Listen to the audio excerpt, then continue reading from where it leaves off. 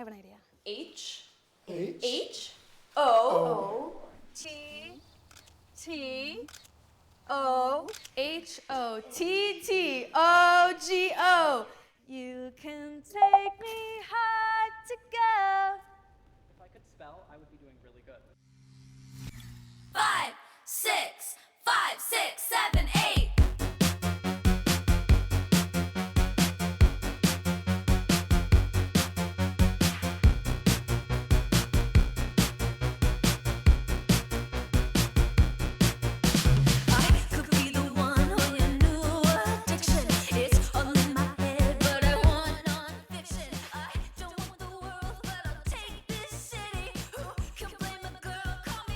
Mishitna, right?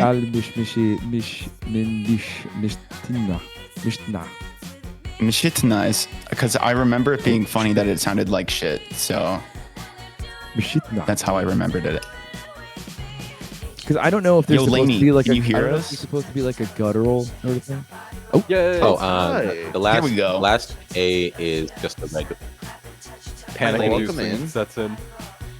Miss my shit, nice nah. shirt.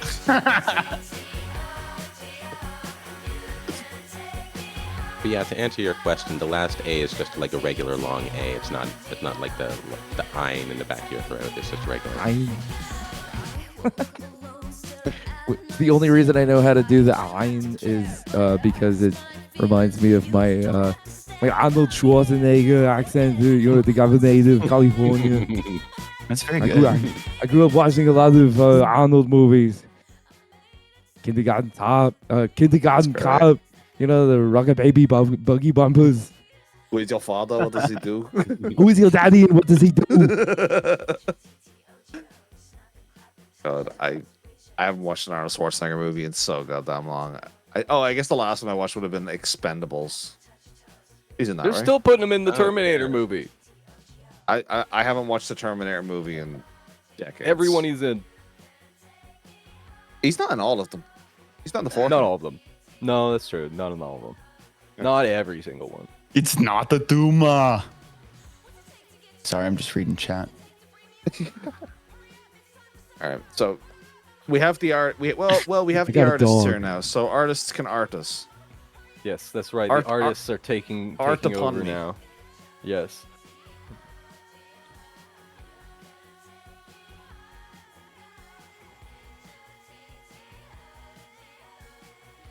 Mm-hmm. Yeah.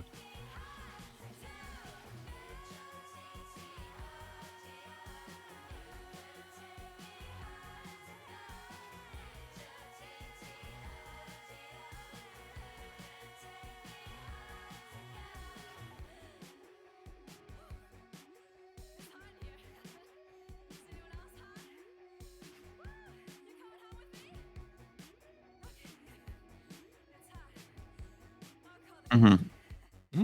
Yeah.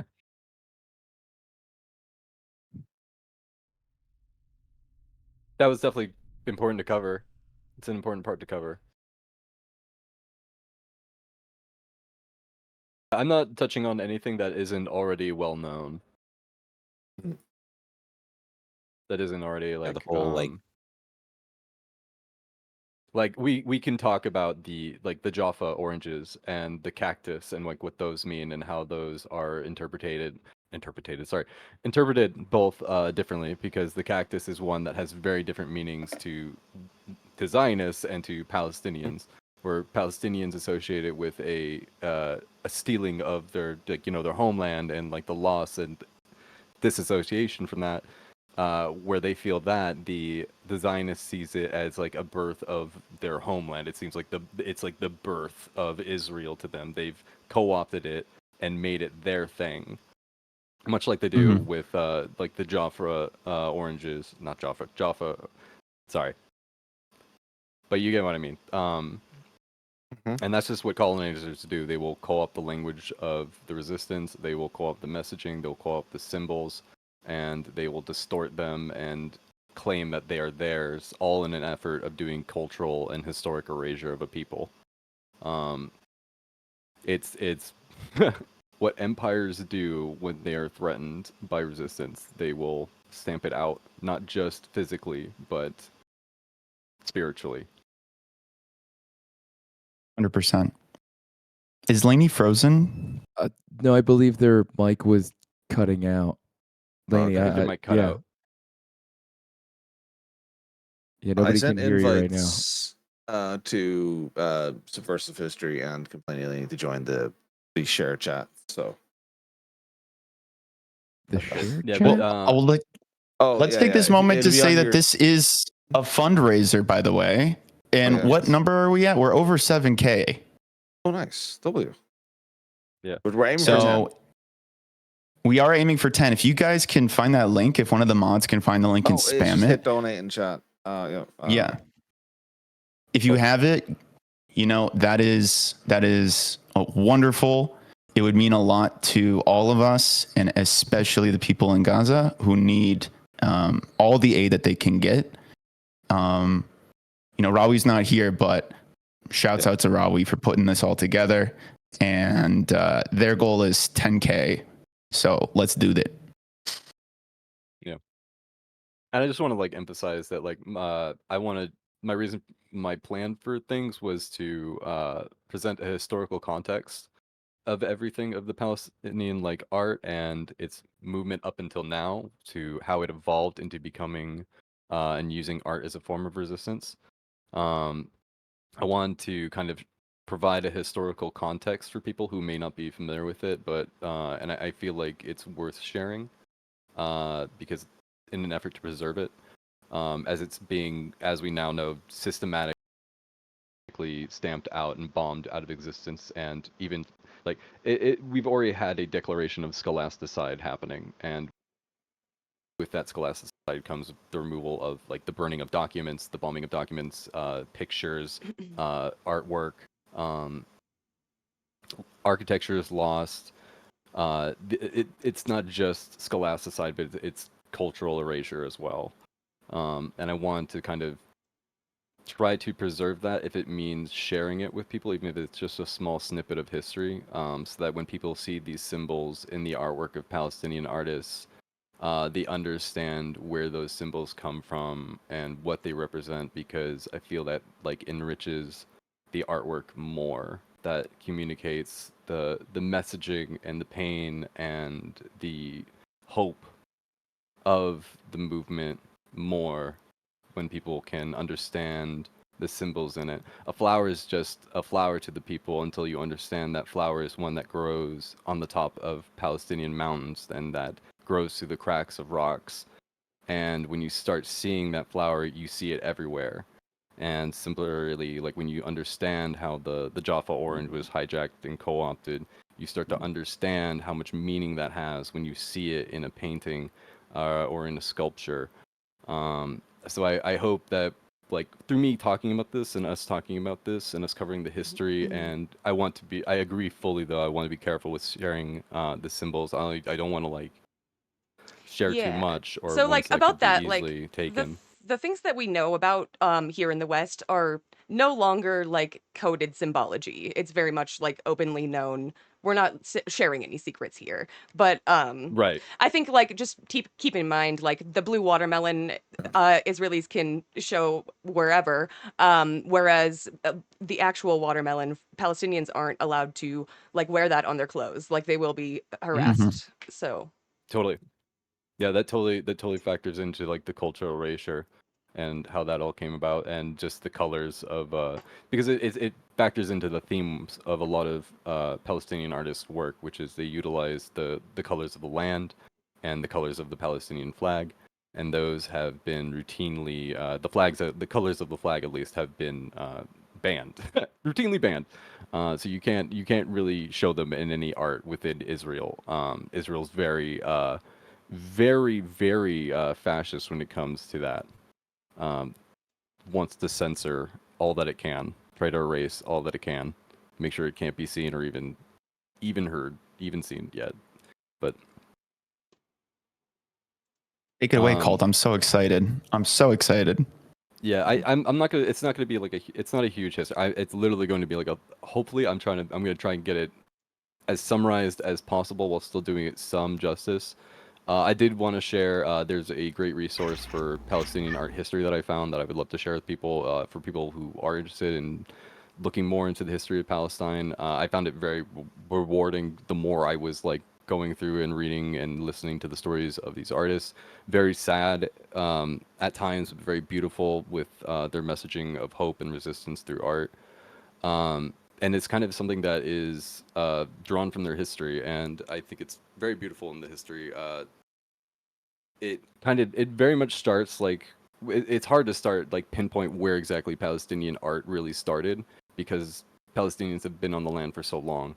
Like we have artworks that could probably predate like 634 AD, like long time. And this started very much with like a lot of places in the Mediterranean at the time, a kind of an embodying of like the Byzantine art style, which is like very two-dimensional symbols, iconography, um, type deals, which I think is beautiful. I'm streaming for the art for people who want like more visual thing example to go along with it.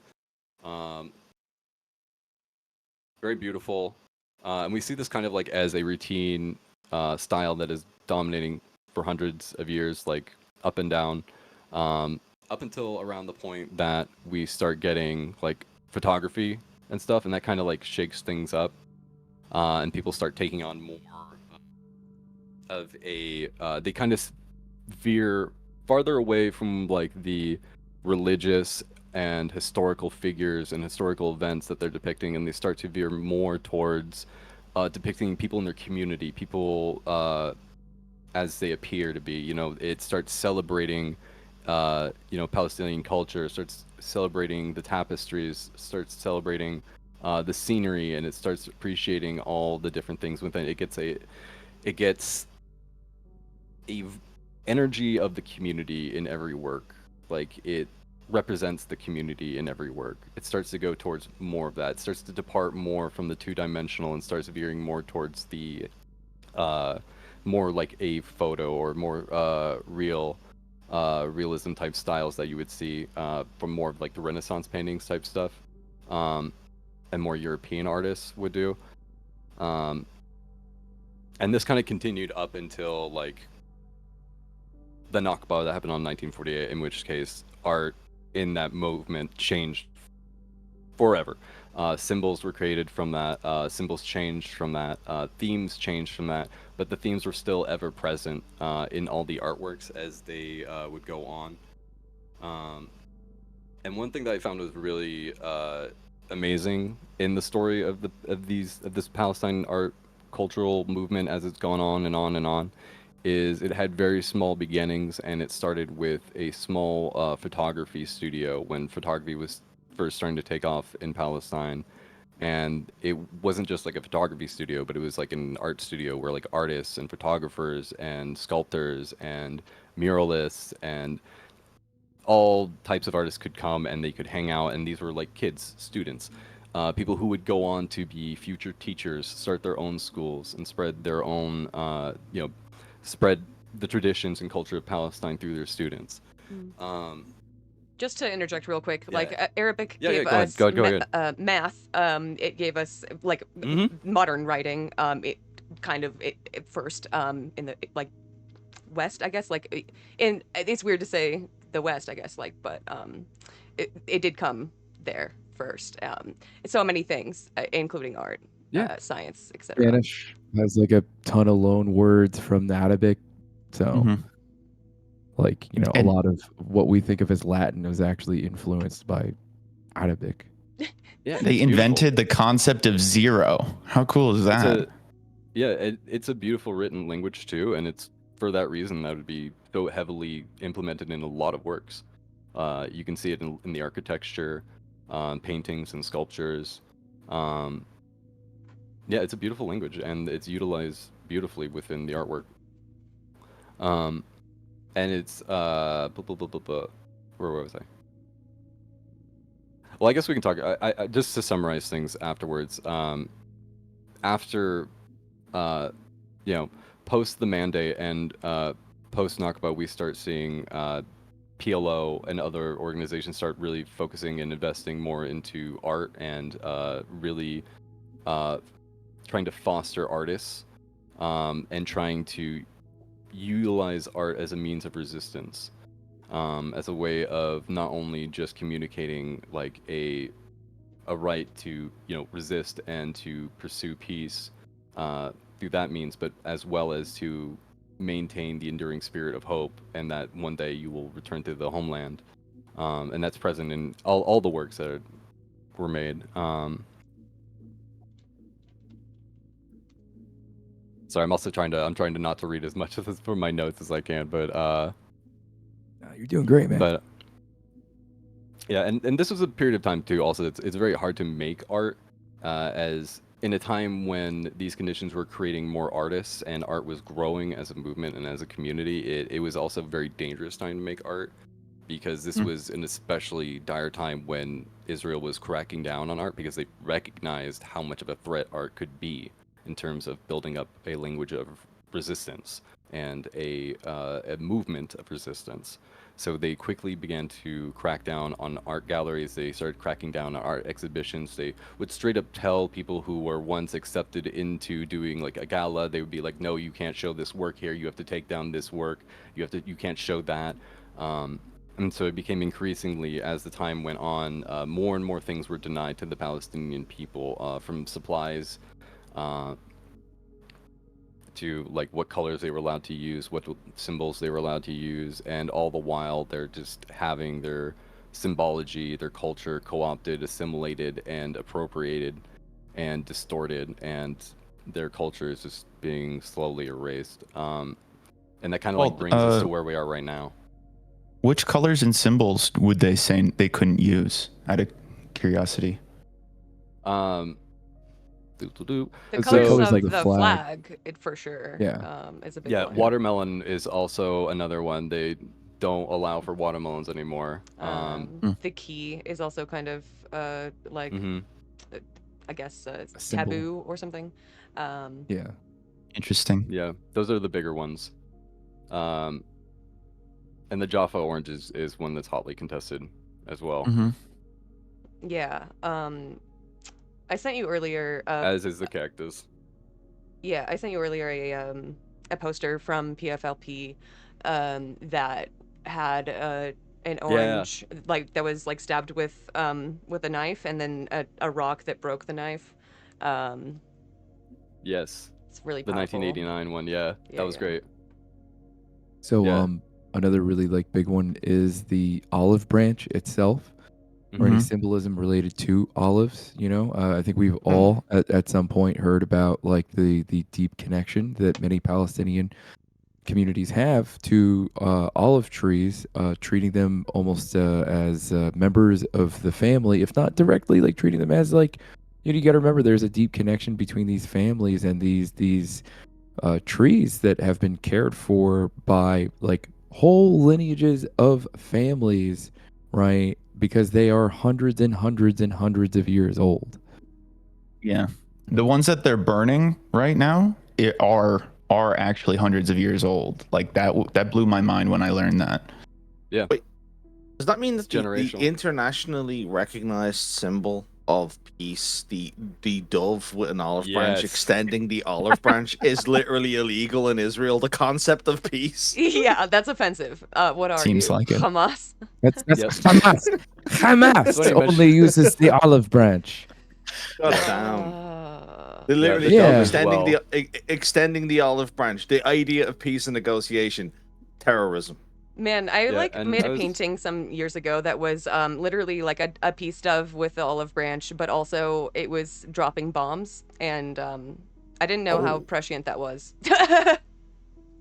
Yeah, and I mean, one that's thing, kind of Western diplomacy, right? It's like we come in peace, meanwhile, just Exactly. Yeah, and just to highlight one of the I think one of the biggest stark, like, I want to say the distinctions of symbolisms within Palestinian art that has changed is the idea of places and home is a very common throughout theme within Palestinian art. It's very much a thing where pre-1948 there would be paintings of Jerusalem and of like the scenery of that was in Jerusalem of mosques and temples, and then as after 1948 we see that these depictions always are coming in the form of a great like a burden that people are carrying with them, or it's changes in a form of like it's an alienation that people feel from their homeland now that gets communicated in the work. Even it's even like as Israeli artists have been interviewed talking about it, they communicate that it feels weird, feeling alienated in your own homeland because of the system that you're growing up in. And it's doubly true, especially if you're in Gaza and you're feeling this shit now. But it's the theme of place that really changes. I feel like it should also be mentioned that, like, bringing up Gaza, is that, like, so many of the Palestinians in Gaza are not originally from Gaza. Yeah. They're from various regions throughout, like, the country that have been shuffled into Gaza, right? 70%. Right. And these are people from all of these different regions, and each region within, Palestine had its own distinct, like, iconography, distinct Palestinian culture, like distinct foods, distinct music. Like, this is the Palestinian people, like any other group of people from any other land, are not a monolith, right? And it's important to understand that, like, when we think of like the people of Gaza, that like 70% of them were from somewhere else within, like, a lot of these people's lifetimes. Yeah, it also like Collection of displaced peoples. it reminds me of that Anthony Bourdain episode where he went to Gaza and he was noting how like there's more heat used in, I think, in like central like Gaza City rather than like on the coast where they use more garlic or something. I don't know if that's accurate, but like there's even distinctions like still within the strip. Rest in power. I too miss Bourdain. I feel like he would have been one of the few people that were like, I don't give a fuck. Free Palestine. Like, fucking, like, he wouldn't have been any of these people that had to wait fucking 18 months. Wouldn't have had to wait 18 fucking months to fucking say so. I'm sorry, I'm shouting, and like my wife just literally told me like the dog is sleeping finally. Like, please stop. The new dog. Hey, Colt, can you zoom in on? Can you zoom in a little bit more? Sure thing. Yeah, I can definitely do that. I was going to highlight some of the more notable artists and their work. Yeah, and please. The clear departures from styles.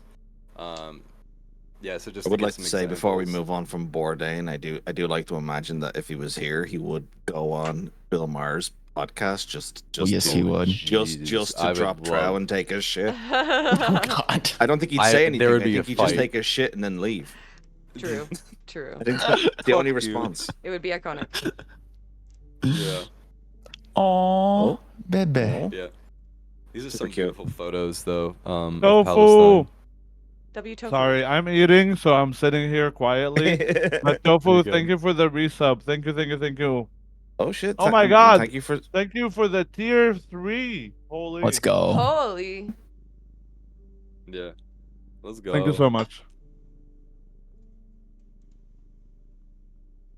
Yeah, so these are photos from like from 1876 1918 collection.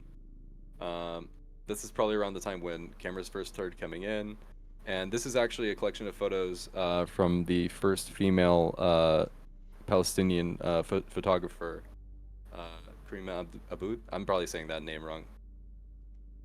Okay, there's only one of us here that's probably going to pronounce any of this correctly. Yeah. I They're eating. appreciate and thank you for You're good. for your patience in advance. Thank you. Don't worry, you're good. But it's really great though, because like these photos are really important because they humanize people. They show people as they are. They celebrate their culture, the people in it, the architecture, The dress. the food, Thank you, Maxi. the dress. Yes. Karima Aboud. Thank you. Karima Aboud. Yeah, Maxi's from the region. Look at That's that about balance. Botswana. Do you have any idea how many like hours people like had to stand for these still shots? Yeah, Oh, Yeah. this, yeah, Freaking daguerreotype. long time. Shit. easy, Yeah. easy, no problem. Incredible. They got it. The modest dresses I think might surprise some Westoids. Oh yeah. Well, no, I mean like this is clearly is Israeli culture. These dresses. European, right? God. Yeah. Yeah, clearly. Did any of you, sorry, speaking of culture, not necessarily art, but art adjacent, did you see that video of Israelis being asked their favorite Israeli food? And it's all Cheeseburger? Arabic food. it's all Please tell me it's- falafel and oh, hummus. Yeah. And it's all like Classic. Like, food they've I think you mean appropriated from the region. hummus. Yeah, Culinary Hamas. colonization, baby. I'm surprised it Gundam wasn't When I all, was, like cheeseburger. When I was doing some like research Philly before this as cheesesteak. well, I want to later talk about the history of the kofia. But what I found like Oh, we got that. fascinating was that early Zionist settlers adopted not only the kofia but a lot of other cultural like regional things to feel more Indigenous, Arab. let's say. So like the Israelis, the original settlers would wear kofias as well. Ray asked, have you had Israeli pizza? You know I haven't, but what the fuck is that? What the It's like a Taco Bell pizza. Have you ever- Oh, No, it was just It's like a one of normal those pizza, but you videos. bomb the shit out of it. My God! You just burn it. You don't spread the sauce. You drop the sauce from a very high height in little pouches that Uh-huh. explode as they reach on the uh, dough. No, but it's just one of those videos on TikTok that someone was like, "Oh, what's your favorite Israeli food?" And like someone's like pizza, and there's multiple of them, like different people. Or someone's like, "I'm gonna show you my favorite Israeli food," and then they pull out a pizza out of the oven. So it's even very funny because it's like pizza, you know? It's, Yeah, it's whatever. have you had a Tel Aviv pizza? It's usually thin, oily, comes with pepperoni. You know, you gotta fold it in half. I'm just do any Yeah, of you Dustin Knott's remember? right. Italian Did Did somebody say confusion. oil? Do you remember? I think his name was Mahmoud Almadoun. He was part of the Gaza Soup Kitchen, and he started like making these very pizza-like dishes for the children in Gaza. You know, using like Palestinian ingredients, and they murdered him. Jesus. He was a popular knefe chef. Sorry, but first of all, thank you, Gale, for the raid. Welcome in, everyone. Thank you for the follows. Yeah, go follow that- Vitingale. One of like the most. Whenever I am sad, Vitingale has the best energy on Twitch for real. Hell yeah. That's most so of that- what I have for the history and the symbol talking mostly segment. I also have some videos to share with everyone afterwards. Can I ask a quick question on the symbolism?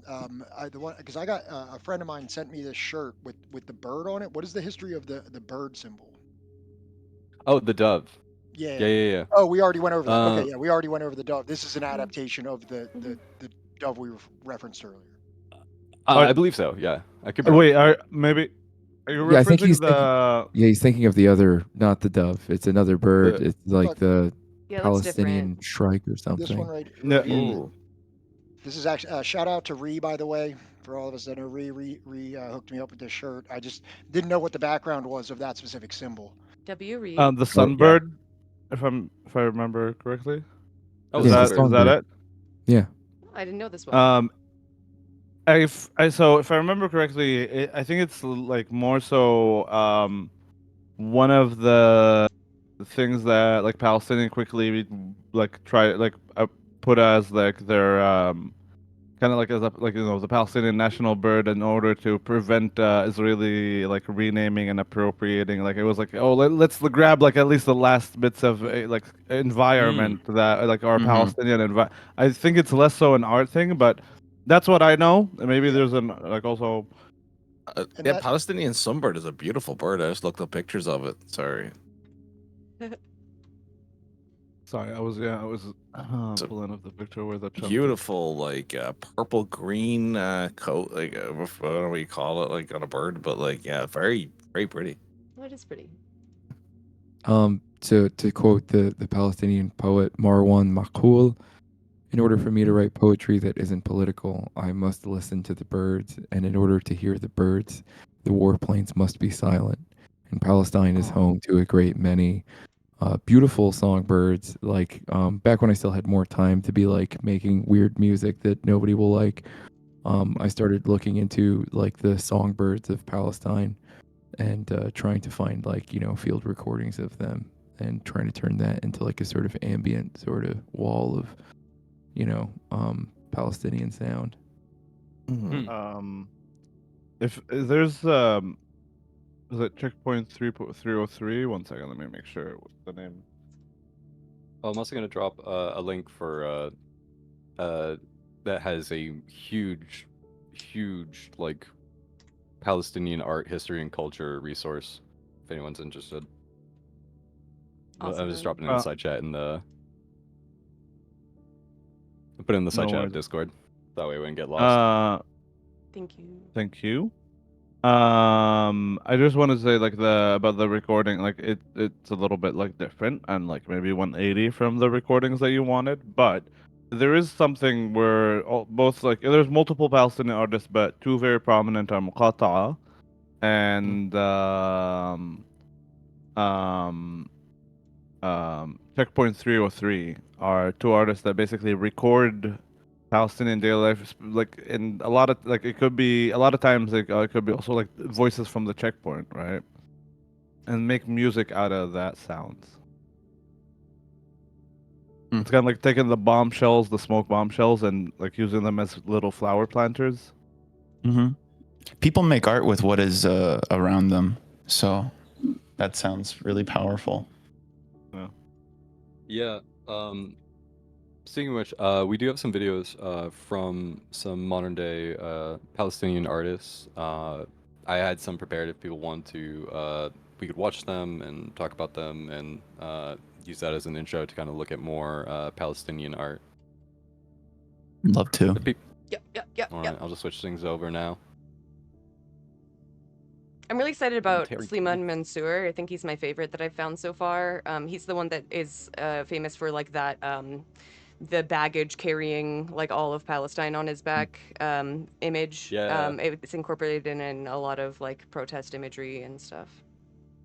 It'll definitely come up in the videos that we're about to watch. All right, I think I got it all set up. Let me make sure it's all set up on my side. All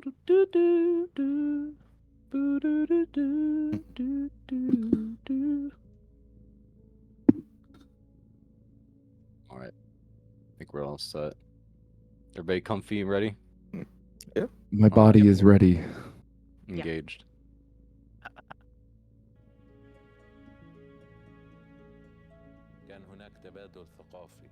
Can you get the audio up? Yeah, let me do that.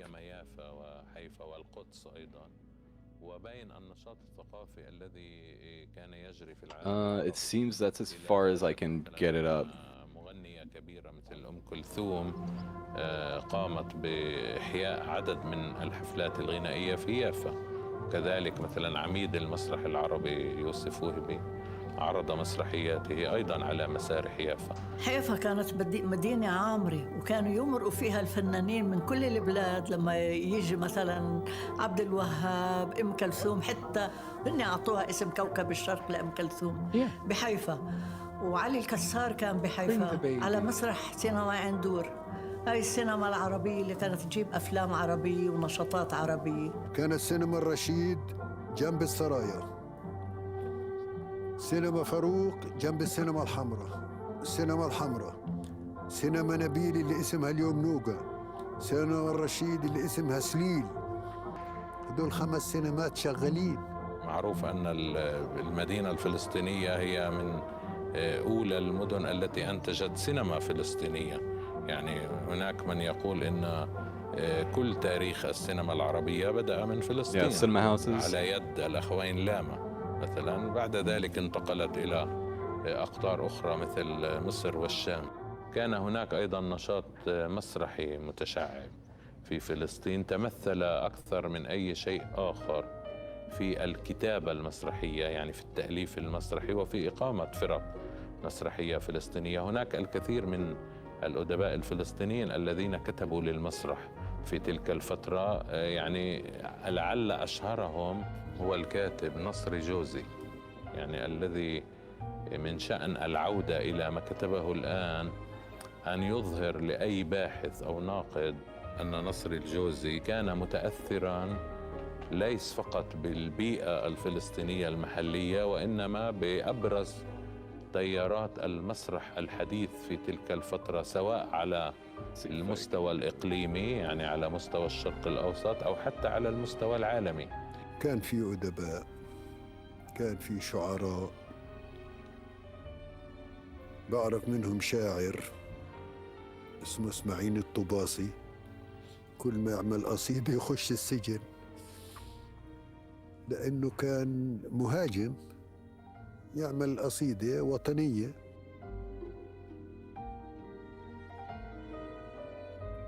Can you pause? Totally. When they say nationalistic there, it's not, for an American audience, it's not the same as nationalism from inside the empire, right? Like fighting for a Palestinian state is not, it's not the same as, like. Yeah, it's different. Yeah. It was against the colonial British mandate overlords. Exactly. Yeah, there's a justifiable reason for it. Yeah, also, people are still being arrested for artistic expression. You know, that never stopped. Totally.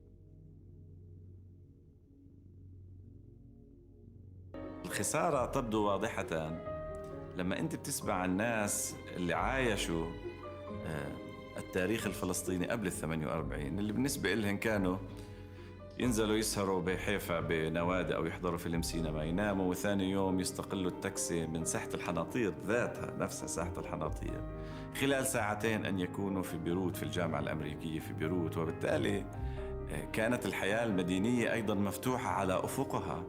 وبالتالي الذي حدث في عام 48 هو ليس فقط خسارة هذه المدن، إنما خسارة هذه العلاقة مع العالم العربي المفتوح. Nice. No, that was great. It's a good short and sweet one. فنان تشكيلي نحات متعدد My YouTube's being extra slow.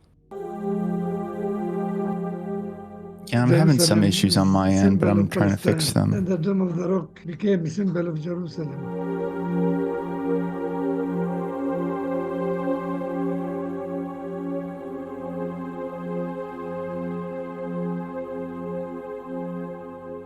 Dear Mansour, thank you so much for your time. It's really an honor to talk to you today. Thank you, it's my pleasure.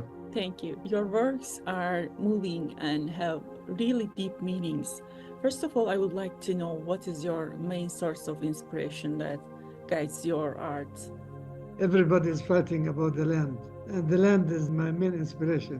I am from a village. I was born in a village, and I experienced the land and working in the land and living in a village. So I think the memories of childhood always stays with people, even if they leave. Very reminiscent the of village. Klimt. From these memories, I think I take my imagination and I take my inspiration. When I go to Jerusalem, I see these people. The burden on their back is so big, you know, and they carry it without any problem. This inspired me. And the main thing is to rehumanize the Palestinian people, because the Israelis and the West, they've been trying very hard to dehumanize us. And as artists and people who deal with culture, it's our role to rehumanize the Palestinian people. When I do my art, I don't think about all these complications. I just do what I like to do. How did your art journey begin? Do you remember your first work? I can't really remember how it started, but usually these things happen without any planning. But the first main painting that I did that had very obvious political meanings is the old man carrying Jerusalem on his There it back. is. I have big family outside living in the United States, and Yeah. Yeah. Just to pause on it. It's so good. But you see, like, yeah. This is I was kind of referencing this earlier when I was talking about the changes of the themes of Yeah, like, I knew place and immediately what home. you meant. Like, You knew what I was talking about immediately. Yeah. yeah. All right.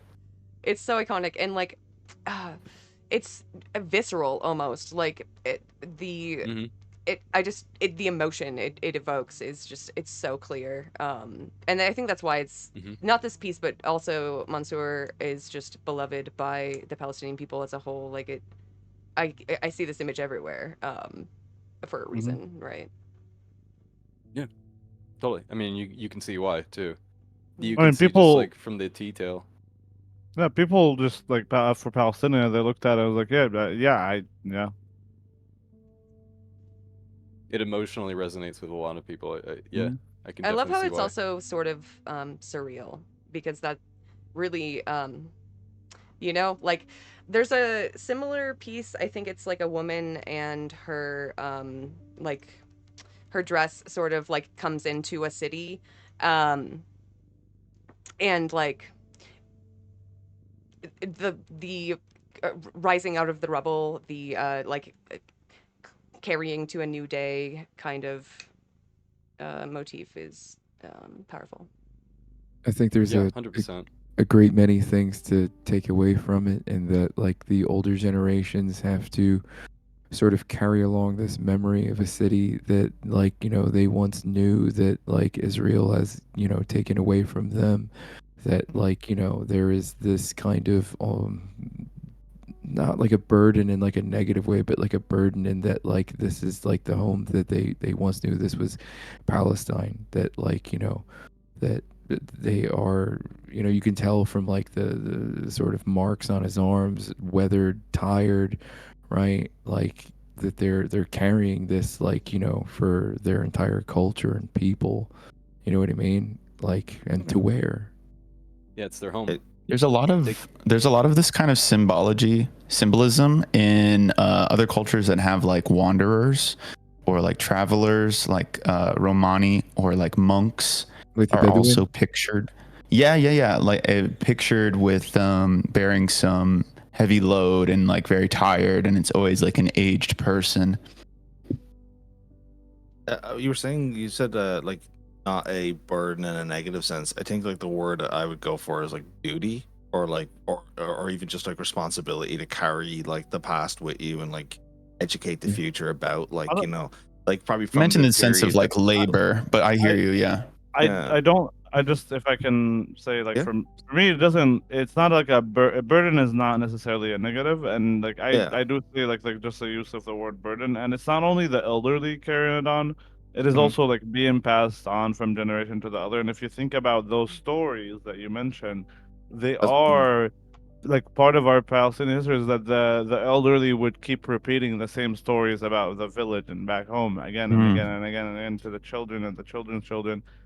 And obviously you can that's also kinda- maybe, even if you track it like probably through the generation, maybe you'll see like also the details that kind of like resonated with the father and then with the daughter, like the grandfather or grandmother, and then with the father and the mother and the daughter and the son. It would be also like yeah, that's kind of where I was trying to go. I was gonna say like it reminds me of like the way with verbal storytelling, like back when stories couldn't be preserved and written down, like they have to be explained and told. And it's true that it is true to people who were literally there telling people, and the people who met the people who were there telling people that things are kept alive. I guess Also that's no- kind of how I was viewing it. Also notice the gauze around his arm. Yeah. Yeah. Yeah, it's like Like, also It's like always simple garb. the shape of the city, like it's literally in the shape of like an eye. It's like in your mind's eye, like keeping a place alive, and like trying to like move towards it in the future, right? Carry it with you. Yeah. And that, you know, the space behind him is a white blank void, right? Because that's like, you know, so often, right? These stories, you know, for the rest of the Western world is just kept in like a vacuum, completely unrelated to anything else, you know, separate from like the rest of the world when, you know, Palestine was a hub. It's the land of the prophets. It's, you know, the land of holy cities, but like, you know, the oral traditions and histories, you know, and cultures of the Palestinian people is just, you know, relegated to this kind of sterile vacuum. Well Sorry, said. I just got done with like my college semester, so like I'm in like final paper mode still. No, that was very well said. You said the Yeah. thing that I was trying to articulate, so thank you. Yeah, very well said. Hey, anybody can get this. You just got to read. Just keep reading. Oh. Just keep reading. Just keep reading. everywhere. So I noticed that everybody who's outside of Palestine, he goes out and he thinks he's free from all the political pressures. But no, he's always carrying his Palestine on his back. If you are a Palestinian, you are a love that one. problem. That's the just one I was because thinking you of. exist. So I wanted to show this Oh, hell yeah. fact about Palestinians who live abroad and even here. I got the inspiration from a judge, a Palestinian judge, who lived in the old city in Jerusalem. He had a son who can't walk. So every morning he carried his son to the clinic, and in the evening he brought him back on his back. And I talked to him, and he said that everybody in the world have his own cross. And the Palestinian people have, all of them have one big cross. So I got that idea from him. The Palestinian identity is a big burden for us. Our existence is a problem. The flag became one of the main important images of Palestinian Yeah, this one. identity. Well, that's This is the one he was interesting. talking about. Yeah, and if you notice, It's it a just cross as well. keeps going. I was looking at some of their work on my stream before I hopped in here, just showing it with chat, and this one was especially powerful because when you look at it in its full entirety, like this just keeps going, and it shows how far stretching back generations, how long this has been carried on for. And if I can add for the symbolism of the cross, for those who don't know, obviously in Jerusalem, Via Dolorosa, I don't know what do you call it in English, but was it around Easter? Am I correct? Like when there's plenty of people and priests or not, but like they're doing pilgrimage in Jerusalem and carrying actual wooden cross, walking around the old city. Now Via Dolorosa means the road of pain. If I'm like, I don't know if that's the same thing, but like at least in Arabic, it is called the road of pain that Jesus had to walk. So I was just like, yeah, it's also there's that symbolism in all of it that is very related to Palestine and Jesus and like the holy religion, you know. Yeah, I mean, prophet. Palestine is just like a hotbed of just cultural intersections. There's so much going on with it. Like the Holy Land I for mean- 3 different religions.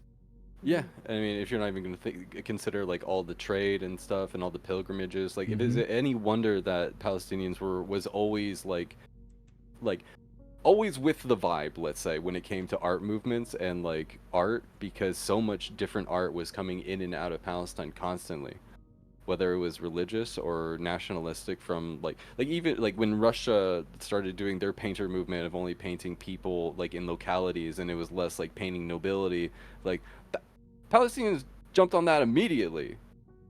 They took that up and they killed it. Like they nailed it. They did such a beautiful representation of their people through that painting style and through that movement of art.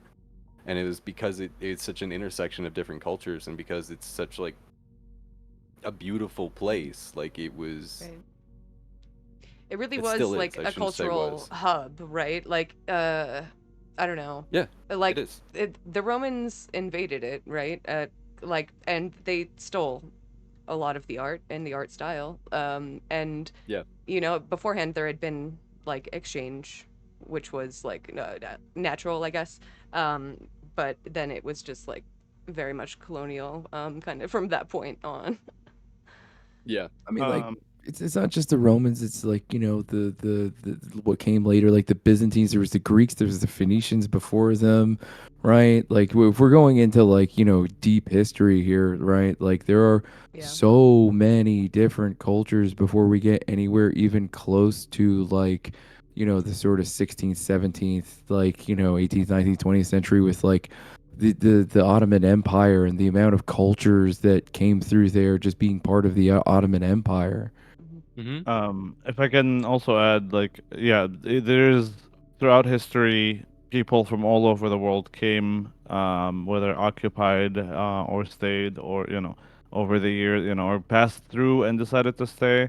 That's why, like today, like even if you look at Palestinians today, like there's Ali Jiddi, for example, in Jerusalem, and there's like the African Quarter, there's like African Palestinian community, that originated from Africa like a couple decades ago, but now they're Armenians are like Armenian Palestinians are very much like not considered not to be Palestinians. Even though there is a state of Armenia, they're still like considered to be they lived there for generations. You know what I mean? Like that's the idea. It's like. There's an Armenian quarter of Jerusalem. Absolutely. Great points. Real quick, Chatter is asking why America helps Israel. America created Israel on purpose to be a military base that can't be sunk. Unsinkable aircraft carrier. To hit it more on the nail, inherited from the British, just Absolutely. like inherited The same things, as we did with our whole country, right? We just got mad about taxes. I think a lot of times, like Pat, hop in anytime here, like because he's able to define this a little bit better. But like in my opinion, and I think a lot of Israeli historians that support Palestinian liberation's opinion, it has like the sort of twin birth of just being another settler colonial project and not necessarily like the progeny of one or the other. But Pat, if you'd like to. It was definitely a British inception of like the mandate of Palestine, along with everything else involved in the Sykes-Picot Agreement, all the former Ottoman territories that were now entering into a post-Ottoman existence and getting national identity. And it was, the British, along with the French, that set those boundaries and created this thing called the British Mandate of Palestine. And then obviously that coincides with the Balfour Declaration, in which the British, for a variety of reasons, but for the two main reasons that I would say, the British made the British Mandate of Palestine the Balfour Declaration, because there was a lot of anti-Semitism involved in that, because in Western Europe, they didn't really want a lot of the the Jewish people from Eastern Europe coming into Britain. So they were like, hey, we can sideline Jewish immigration into Western Europe by it actually has a deeper anti-Semitic history from also Britain, but I will add it after. And then also, to establish a colonial outpost that is very close to the Suez Canal, and it would give them direct connection from Suez into the Indian subcontinent that they also had colonized at that point. So it was a British kind of creation for their own like colonial and imperialist endeavors, as well as to accentuated by their own anti-Semitism. And like if you read like the early interactions with the United States, they were actually a little bit iffy on it. Like for example, like Eisenhower during the Suez Crisis was actually like pretty bummed out about the collusion between France, Britain, and Israel in terms of trying to take the Suez Canal. And then it was like in the more recent decades, probably from like post the '67 war, I'd say that America became way more involved in arming Israel and using Israel as a essential military outpost in the Middle East. That would be like my summary of the situation. That's pretty well said. I would like to add. I hope this is a safe space, but I'm not overstepping that boundary here. But fuck the British Empire. True. No, you're good, dude. Yeah, I'm half Indian. We're cool. Have we all said our fuck the British Empire 10 times today? My first name's Patrick, so I'm quite in line with that with you as well. Totally. What I just wanted to add, like again, not to reiterate again, but Calvinists are also from the UK, and they are like some of the early motherfuckers that were like, we need to take those Jewish people out of Europe into Jerusalem to get the Messiah back here. Right. I Mm-hmm. actually just learned from reading Elon Pape's most recent book, Lobbying for Zionism on Both Sides of the Atlantic. I didn't know that Zionism had existed prior to Theodor Herzl. I thought that that was like I thought that was a secular nationalist movement created essentially by Herzl to find a place outside of Eastern Europe for Jewish people to live, whether that was Uganda, whether that was Argentina, or whether that was Palestine. There was like different places that they were suggesting for a while. Madagascar was the other one. Just like what Ray was saying, for actually decades before that, potentially even centuries, it was really it was called a millenarian prophecy that was evangelical Christians or Jewish Zionists, that it was all part of a bigger prophecy, like Ray had said, to usher in the second coming of Jesus Christ. Yeah. Which I think the Geneva Bible in 15 something. There was I can't remember. There's a document maybe before it, but the Geneva Bible was like the first prominent document that kind of was talking about that idea. We talked about this a little bit earlier because I was saying even when I was like researching Irish history, I had to deal with the fact that some of the people associated with Irish liberation, early freedom fighters here, like some of them believed in this weird concept. I won't go into it too far, but it was part of the culture of people trying to build an idea of what an Irish identity was. Most of them were leftists. The ones that weren't got a little bit lost in the sauce on spiritual nationalism, where they believed that there was a soul of the nation. And that was trapped in the people, the culture, the language. And that led to them thinking that there had to be an Irish people for there to be an Irish state. You can see where that's going. Yeah. And that led to those people ended up supporting they thought all the problem of Jewish people was because they didn't have their own country. So that some of them ended up going on to become Zionists in their later life because they were like, oh, we need a place to put Jewish people. That solved the problem.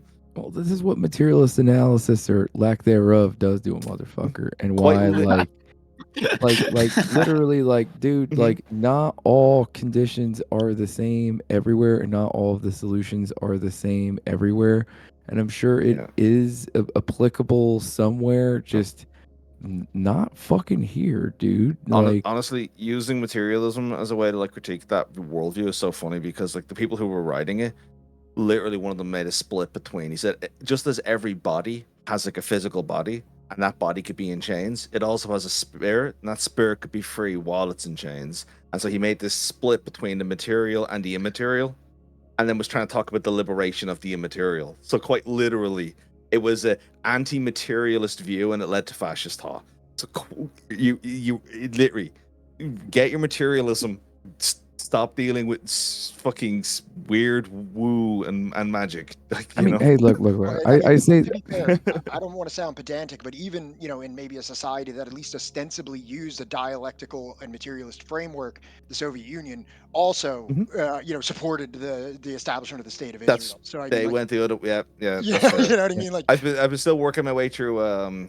Oh God, I'm gonna fuck up his name. The Italian guy's book, the Stalin, the Black Myth. Domenico Lacerdo. Yes, thank you, thank you, guys. Good book. Yeah, I'm working my way through that and his legacy, Stalin's legacy with Zionism. Yeah. And I say this as a religious person, as a practicing Muslim, that like, look, that the material things that you do in this life, right, are going to have a far greater impact than like, what you do, like, with your heart. So like, the body needs to be motivated by the heart needs to, like, also be motivated. I don't know. Sounds like there's a base. The heart's sustained by the body. Acting against one another. Yeah. So they're entwined, man. Just to like loop back a little bit, the reason that America supports Israel is also largely founded in Christofascism. We love that. We love if we have a reason to like send all the Jewish people to another state far from us, that we maybe like just like station some nukes out of secretly, perhaps.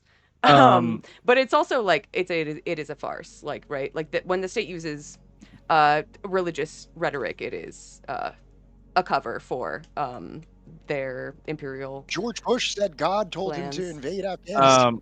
Yeah, so it is, and you can see also right now the you can also see right now the kind of conflict coming between the ideological Christian Zionist, Christo-fascist lines that like committed to a greater Israel versus practical State Department line, and they're kind of like headbutting, right? Like they're pushing against each other, they're headbutting right now.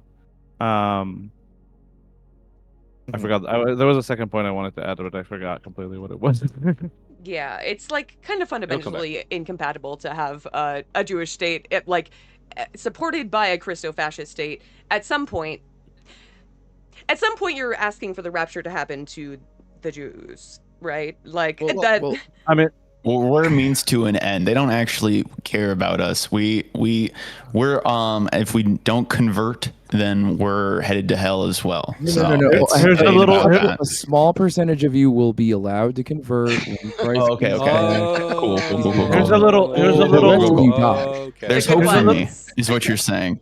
If I may engage a materialist prediction, given the way things are going, we will end up with, naturally, just given how things are going, Florida becoming the new Israel. So it'll end up coming naturally, I feel like. Florida, New York, and California, baby. New Jersey. And New Jersey. Let's go. Let's go. You didn't forget. Get some of the best bagels you've ever had. That's the one stereotype I play into so hard. Well, that may be true. I just wanted to mention this kind of offhand. There are 2 Palestinian art museums in America. A whole 2. Woodbridge, Connecticut, and in DC. If you can get out there, I mean, I would recommend doing that. I'm sure they're facing a lot of issues in general. Connecticut? I Yeah. did not know Connecticut Rare had one. Connecticut W. I know that yeah. Well, Connecticut's just happy to be mentioned, frankly. Right. And I think it's important to have like archives outside of Palestine for obvious reasons. Yeah. If I can just say, look, Draco, I get that you are new to the whole thing. We don't wait on, like, you don't go out to protest and do activism and build community organizing just to wait for the overlord. It is, if you think, and I'm not trying to insult you, but if you think about it, it is literally the feudal idea of praying for my lord to listen to my demand or to my request. All of this, what we're doing here, all of the stuff we're talking, all of the activism that is happening on the ground, part of the fundraiser that we're doing here is literally delivering water to people. We control our own life too. It's not only up to our lords to decide for us. We can take agency over our life. Yes, they do have great power over our lives, but we can take agency, and that's what activism is about.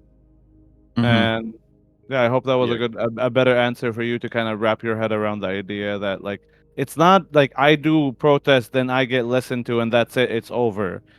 It is a continuing, like, your life is continually to struggle with those who are trying to oppress you everywhere around the world. It's not necessarily only when it's directly, overtly obvious, like in Palestine. Yeah. We're planting seeds we might not see grow. Yeah, it's a marathon. And it's Looking for a sunrise I will never see. Yeah, and it's an effort we all participate in. It's one that we all recognize and participate in. It's one that we see, and if one person's getting oppressed, everyone's getting oppressed. Because we all understand that eventually these same policies that are happening in Palestine will be brought here to the States. So now is the time to start paying attention and realizing that you as a community member, you as a community, you as a worker and a laborer, you have more power than you think you do, and you shouldn't be waiting for some top-down solution to come, because it's not going to come.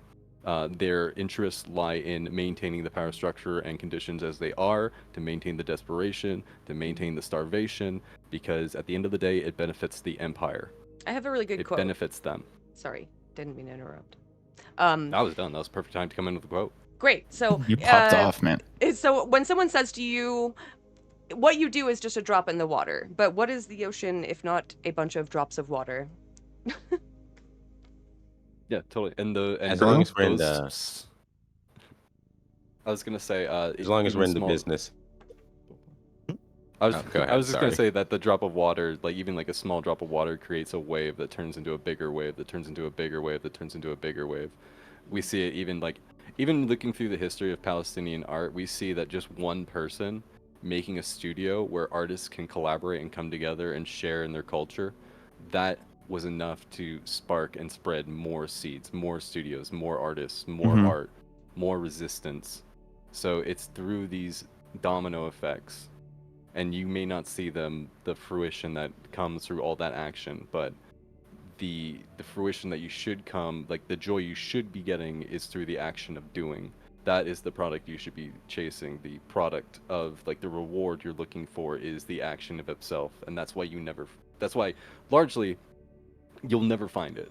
Like through these acts of volunteer and selflessness that you do this because you find the joy in the doing, in the process of helping others. You may not see like the help hit like, the goal at the end of the finish line, but you can take solace in knowing that even in this small instance in time, you've made a good difference. You've done something good with your life. You've done something to help move the boulder. You've done something to help another person, the next generation, pick up where you left off. And you can look to the next generation as a sign of what's to come. And when I look at the younger generations right now, I see a bright future, and that's what gives me hope. Hell yeah. Also, Yeah, good.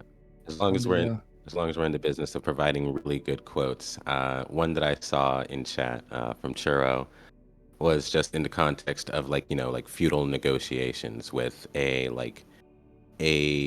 diametrically opposed like overlord who just like does not want you to get what you want. United we bargain, alone we beg. Mhm. And yeah, Love that. I just think that is a very succinct way of putting it. Yeah, That's a great quote. But since you That's mentioned a chat, I do teaser wanna just Are we quickly on time, point by the out way? that Ree did some anti-Palestinian racism in chat right now. Typical Ree. Really? Classic. How could you? Pally on pally violence. Damn. Damn. Okay, I just need to step away for like 5 minutes. No Yeah, worries. well, Just for those who don't we- know, both me, Ree, and the others, like we're all Palestinian. Like He's they're actual Palestinian racists in chat. It's real. Ban the mod. They're all Jordanian, actually. I'm a Palestinian actually. So I mean, saying we're all Jordanian is not wrong, but the question is cis or trans. Oh, oh my God. Trans Jordanian. I'm non-binary. That was too good. Yeah, that was great. I mean, if you think about it, everybody is either cis or transjordanian. Like if you expand it far enough. Yeah, if you go back. Yeah. No, we're all Turkish, okay? Ever since We're I all found, on ever one since I side or found the out, other. ever since I found out the phrase "beyond the pale," like the pale is Dublin and beyond is just anywhere not in Dublin. I've just been accusing everybody of just being beyond the pale in my head. Like I'm like, oh my God, Bill, do you know you're behind? You know that meme of the guy in the corner at the party? Yeah. Oh, these people don't know they're beyond the pale. I don't know. Yeah, these people don't know. Pull up the cis trans Jordan map. Let's see. We still got a little bit to go in the video. How are we doing on time, by the way? Because I might cut some stuff. It was a mistake. I'm so happy that we got through to Draco. Thank you so much for being open-minded. Usually we get a lot of, and I should be more aware of this personally. Usually we got a lot of shitters in here who don't want to listen. So thank you for listening.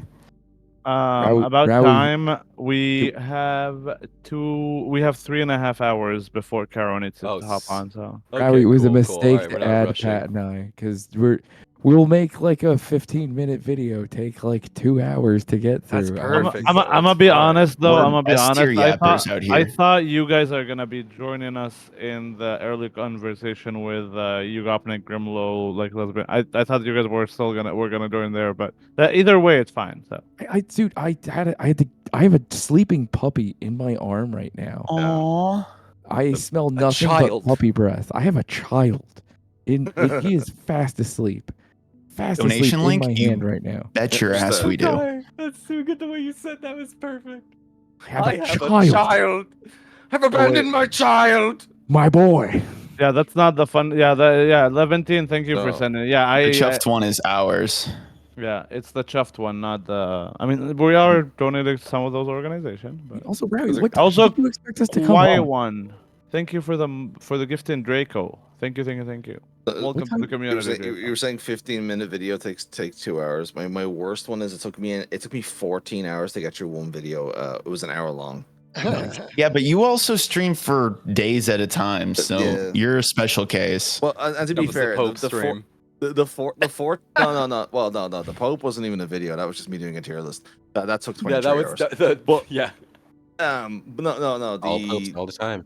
The 1 hour video that I turned into 14-hour stream was the fucking IRA video. Yeah, that'll do it. Yeah, I had to sit there and well, it's because I have beef with most IRA videos, and every single one so far has been guilty of it, which is that they start in the 70s, and I'm like, what the fuck is this? You gotta start in, 700. There's 700 years of occupation. Where the fuck? Yeah, are dude. Like, if you're not starting from at least like the 1700s, like, what are we even doing? Yeah, I had to take it back to 1145. Pope Adrian the Fourth. Also, Rowie, what time did you expect Pat and I to be on? I don't know. It doesn't matter. Either way, it's so fun. Like I'm still working. Right now. if anything, apologize still to Colt, JFK, and Laney. Stop talking to me. Apologize to them, not me. We're very sorry. I'm actually still working. Don't apologize. No, I love it. I'm actually happy for the chance to meet y'all. So there you go. Yeah, I know way more about art than I do about the intricacies here. So I'm really enjoying the conversation. Can we do a shout out for your YouTube while if we're yapping, and then let Colt keep going with his videos? Chat, if you don't know, Subversive History both on YouTube and on Twitch. The best history channel, the best. I mean, you guys don't do just history, but like they have amazing interviews. Like honestly, very very interesting interviews. So definitely check them out. If you're interested in hearing an interview with Elon Pape or Avi Schleim or Zachary Foster, we have all those up on our YouTube now. Also, we just did an interview with Neve Gordon, who wrote a book specifically about human shielding. Neve Gordon is also an Israeli anti-Zionist who wrote a book specifically about the history of human shielding, going all the way back to the American Civil War, and contextualizes a lot of the things that the Israeli state is currently doing with things that happened in Vietnam or Sri Lanka or a bunch of other instances, even the fascist Italian invasion of Ethiopia, where they claimed that the hospitals, the Red Cross centers in Ethiopia, were harboring militants and military supplies, so then they could bomb them. And they also dropped leaflets. Like a lot of the things that you're hearing today have been occurring for decades by fascistic and colonial military campaigns. That's coming out soon. And also we're talking to Israeli, well, he's no longer Israeli, he lives in Germany now, but an Israeli economist named Shur Havar, to talk about the economics of the occupation as well as the privatization of the Israeli security apparatus. So that's coming up in like a week or so, but we have all those interviews. Well, the last two I talked about aren't uploaded yet, but the other ones are: Elon Pape, Avi Schleim, Zach Foster, etc. So appreciate that. Thank you. Can mods remove that one chat just so that we're safe? Yeah, please. Yep. Yeah, chatter. Also, it is quite.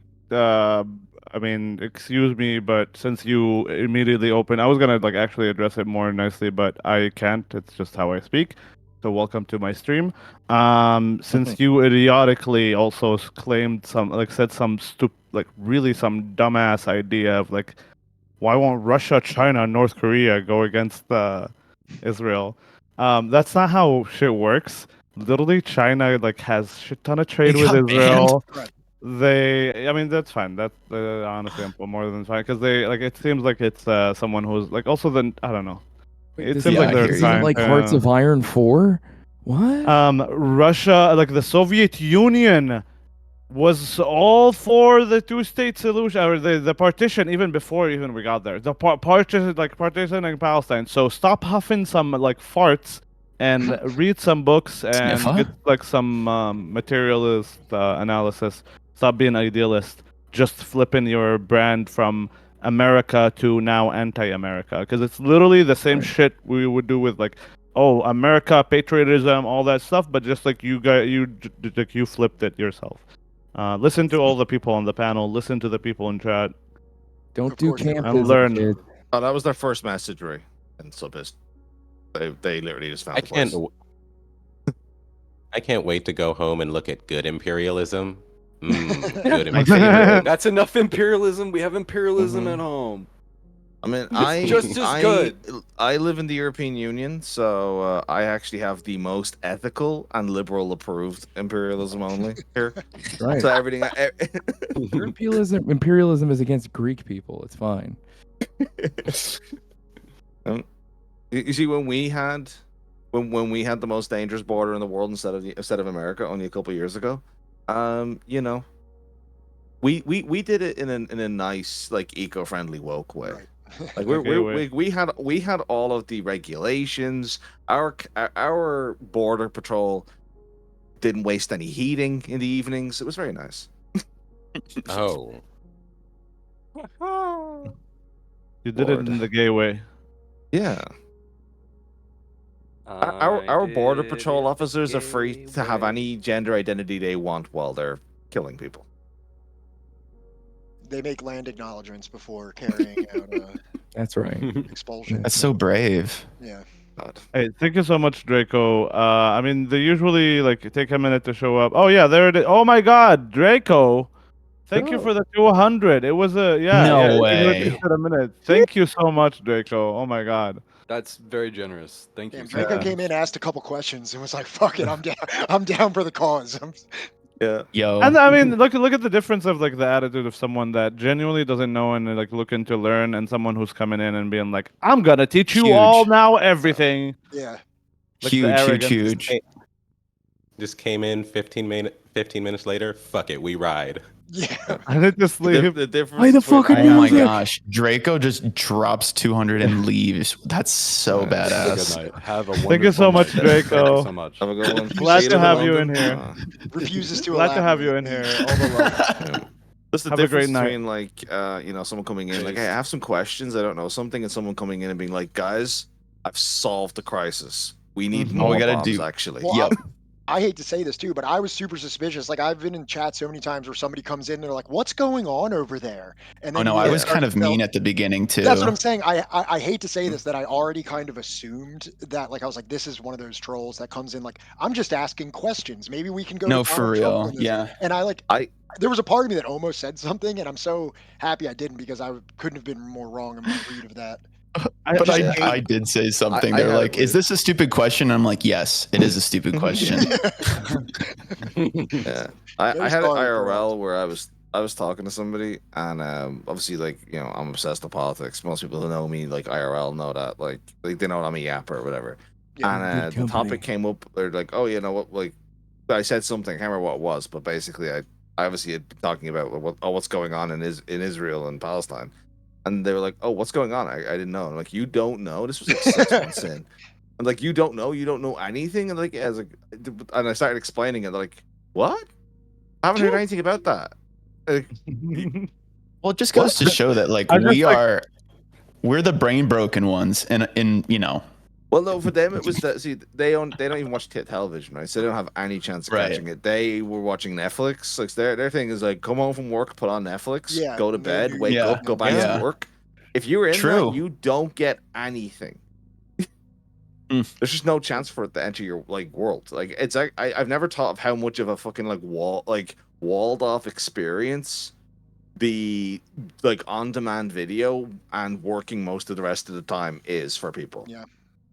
You really just could stop living in society actually at that point. And then it just Yeah, keeps like they've reinforcing really- on. Go ahead. I'm sorry. Mm-hmm. Oh, I was just going to interject and say that, like, yeah, they've really socially engineered it so that you literally are in your own little isolated bubble. Like, you barely even peek your head outside. You're so deep within Plato's cave, it's a cave within a cave within a cave. Shadows within shadows. Because like In my a family Taco Bell fire in generations. What if the cave was Like our my mind the whole time? There you go. Oh my gosh. What if we're all actually inside little pods of goo, and we've got like electrical Like cords fields of coming out of humans our being grown? Yeah, I mean, electrical cords coming out of our belly buttons. Like, can we talk not about that that art? not that I'm saying it is it's not like an overwhelmingly like powerful sentiment, but like I mean, imagine like also people in like the region who speak the same language who are being like kind of like that same kind of demonization of their like religion and culture is happening also to them, and yet they're kind of ignore it, focusing on the denying I mean, like, genocide.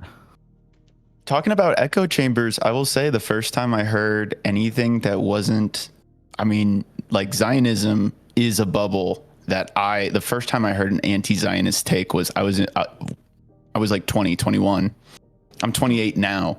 So like that just goes to show that, yeah, if you don't seek out different places, different ideas, you will only hear, comfy stuff, frankly. I say this. I say this in my interview with Elon Pape, but actually Johnny was with me. We were at a bookstore in Philadelphia, and I was just getting into politics at this point. I was just like getting into reading history, and I found the ethnic cleansing of Palestine, and I knew that there was like a situation happening over there. That's like really about it. And I was like, oh, maybe I should read this. And I looked at it, and I said to Johnny, I was like, I don't know, what if this is anti-Semitic? Not knowing that he's Jewish, not knowing that he's Israeli, but just like that influence of like not even just, and I'm not a Jewish person, but just like as an American, just that kind of influence that you get throughout the years is to be like, and if you read Elon Pape's book, Lobbying on Both Sides of the Atlantic for Zionism, you learn about the things of the lobby and the conflation of anti-Semitism with anti-Zionism that even me had like, who was like pretty politically uneducated at the point, still had like a knee-jerk reaction of being like, oh wait, hold on, I don't know if I should be reading this. This might be sketchy. Well, then there's also the added flip side of it of, wait, he's Israeli. What if he's like, anti-Palestinian? Like, what if this is like, kind of I don't think I was even operating on that deep Israel? of a level at that point. I was just Right. Can I ask, how hard was it for you to get out of the Zionist algorithm for you to be exposed to something that like was not Zionist pretty much? The real answer is I dated a socialist. Hell yeah. Hell yeah. Love. There Maybe we we go. do need commie love. commie Bumble. or Everyone whatever. do your due diligence and go date a normie. And, Go date a live and make them better. Yeah, you can have your own Qatari funded girlfriend to. Yeah, it's like leftist love jihad. Yeah. There you go. But like There the it long is. answer, You the joke, but long India answer has is that brought that the up. walls were coming down for like a long time, a long time. And I was already like skeptical and asking questions. Just, it was I don't know, 5 to 7 year process. Oh my God, I'm so sorry. And it's still happening right now. We forgot. We're supposed to be drawing stuff. We should be doing art now. Oh, yeah. And also challenging I'm sorry. chat. Wait, I was so we nervous. have 3 hours, guys. We have so 3 if- hours. Okay. There's plenty of time. stress. All right, chat. I just hold on. remembered. All right. I'll stop I got the talking. pitch. Yeah. I got the pitch. dust All right, storm so warning? Chat, this was actually my fault. So I'm in actually Guatemala. gonna take full responsibility for this shit because I fucked up, chat. I'm sorry. I It's was been so great nervous today. chats. I forgot. It's been great being here with all of you. I I forgot knew to it was mention going to be one thing. vibes. Yeah. In the spirit of art and art as a form of resistance, we wanted to challenge art. We wanted to challenge chat today to even if you're not an artist, make a piece of art for Palestine today, as we're learning together here over the next 3 hours. I know what the fuck, Cole. Arts I know. crafts. I'm sorry. I'm dropping the balls. I'm dropping all my eyeballs. But Plus your marbles this can be and your eyeballs. Flush? Flirt? Yeah. Drop those. Damn it! Stop being funny. If you don't know what to draw, there's several things you can draw. It could be a heart with a keffiyeh symbol in it. It could be a heart with a watermelon. It could be a key. It could be anything simple that we've talked about today. Any of the many symbols that we talked about today. And we feel that it would be really awesome if you could share it with us today on to help us remember the Palestinian resistance and the Palestinian hope of returning to the homeland. And I think it would be great if we could share it on social media, and even if it's just like a small tipping your little toe in the pool of resistance and using art as a means to do it. Because I feel like once you start, you may not be able to stop, you know, and maybe it may not, you may not do it once and then do it every day for the rest of your life. But if it does it for one time, just for today, and it helps you connect with another person, if it helps reach another person who's not aware of what's going on, if it helps, humanize the Palestinian people a little bit more, I think that's 3 hours of your time that you can put aside just I think to do even one if simple you thing. don't It show doesn't it to even have to anyone, be big and like huge. even if you don't show it to anyone and it was just for you to have an outlet that's a positive emotional place for you to like get energy out, like that's a good thing. 100%. I mean, And obviously, keep it I for would yourself. prefer If you- that you do share it, but Yeah. If you guys are also like me that can't draw people or animals or anything, like do patterns. The kofia pattern is so like rich in symbolism. It's like we'll get into it, but like my sketchbook is just full of like patterns and doodles that are repetitive. If you're like me, and maybe you are, maybe you're not. I love the The keffiyeh. keffiyeh, So another band symbol. right, yeah, band symbol. So can we walk through the symbolism? I know it's like a fishnet and olive plants, right? Or olive leaves? No, it's No. like leaves, yeah. So there's the Kofia is named after the city of Al Kufa in Iraq, and it kind I of didn't know that. traveled over from Iraq, and it has original symbolism in Iraq, and Palestinians started wearing it in Palestine already, obviously before 48, and had like it became also representing like the same symbols. They saw their own land in those symbols, and like for them for us, I guess I can say, it represented the more like the Palestinian motifs. You know what I mean? Should also be noted that Iraq is basically like the birthplace of like civilization. Right. No, it's Palestine. Sorry, I mean, like, I'm whatever. joking. I'm joking. No, you're fine. You're fine. Fight. Get in the ring. Where's Iraqi Mo? You want me to start talking about golden flying chariots out of India?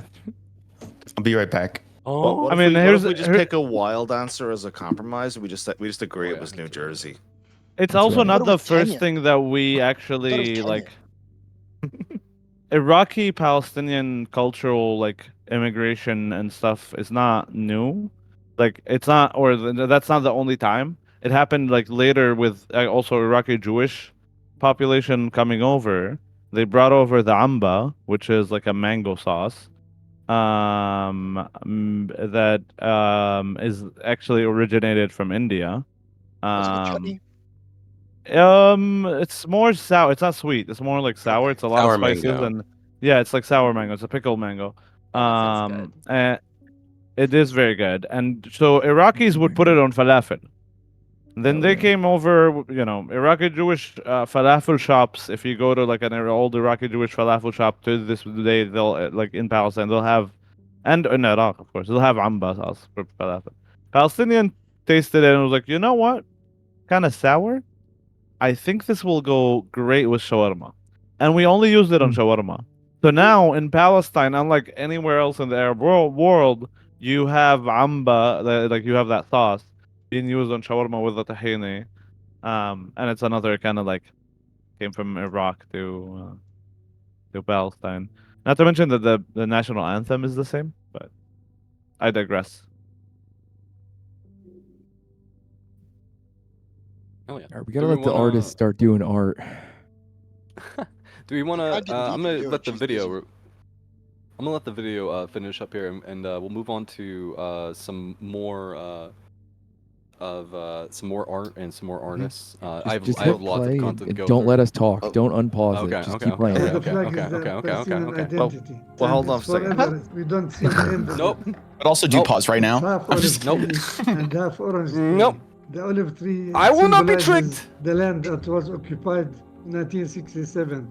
And the orange tree, it symbolizes the land that was occupied in 1948. But olive tree, it can live in very, very rough places on the mountains and without water. And its roots are very long in the land, inside the land. It symbolizes like perseverance, and it symbolizes the feeling of being that holding the land and not giving up. In my opinion, Palestine is like the olive tree. Well, sometimes I feel very, very depressed and like hopeless. And I made this painting during this time when I felt very, very depressed and hopeless.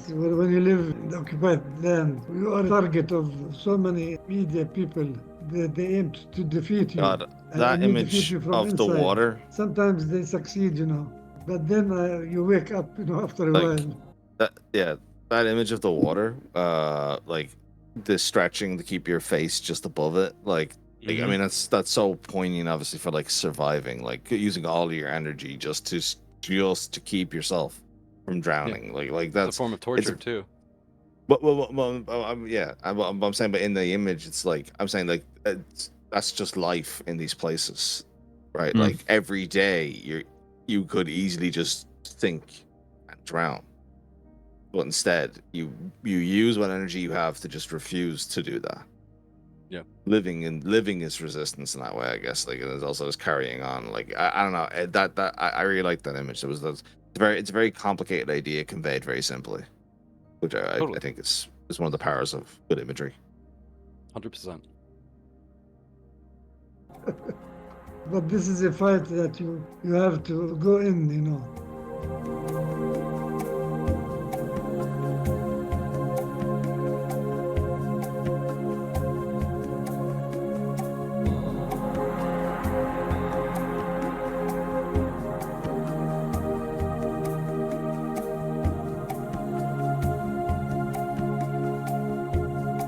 Oh, I love that. Yeah.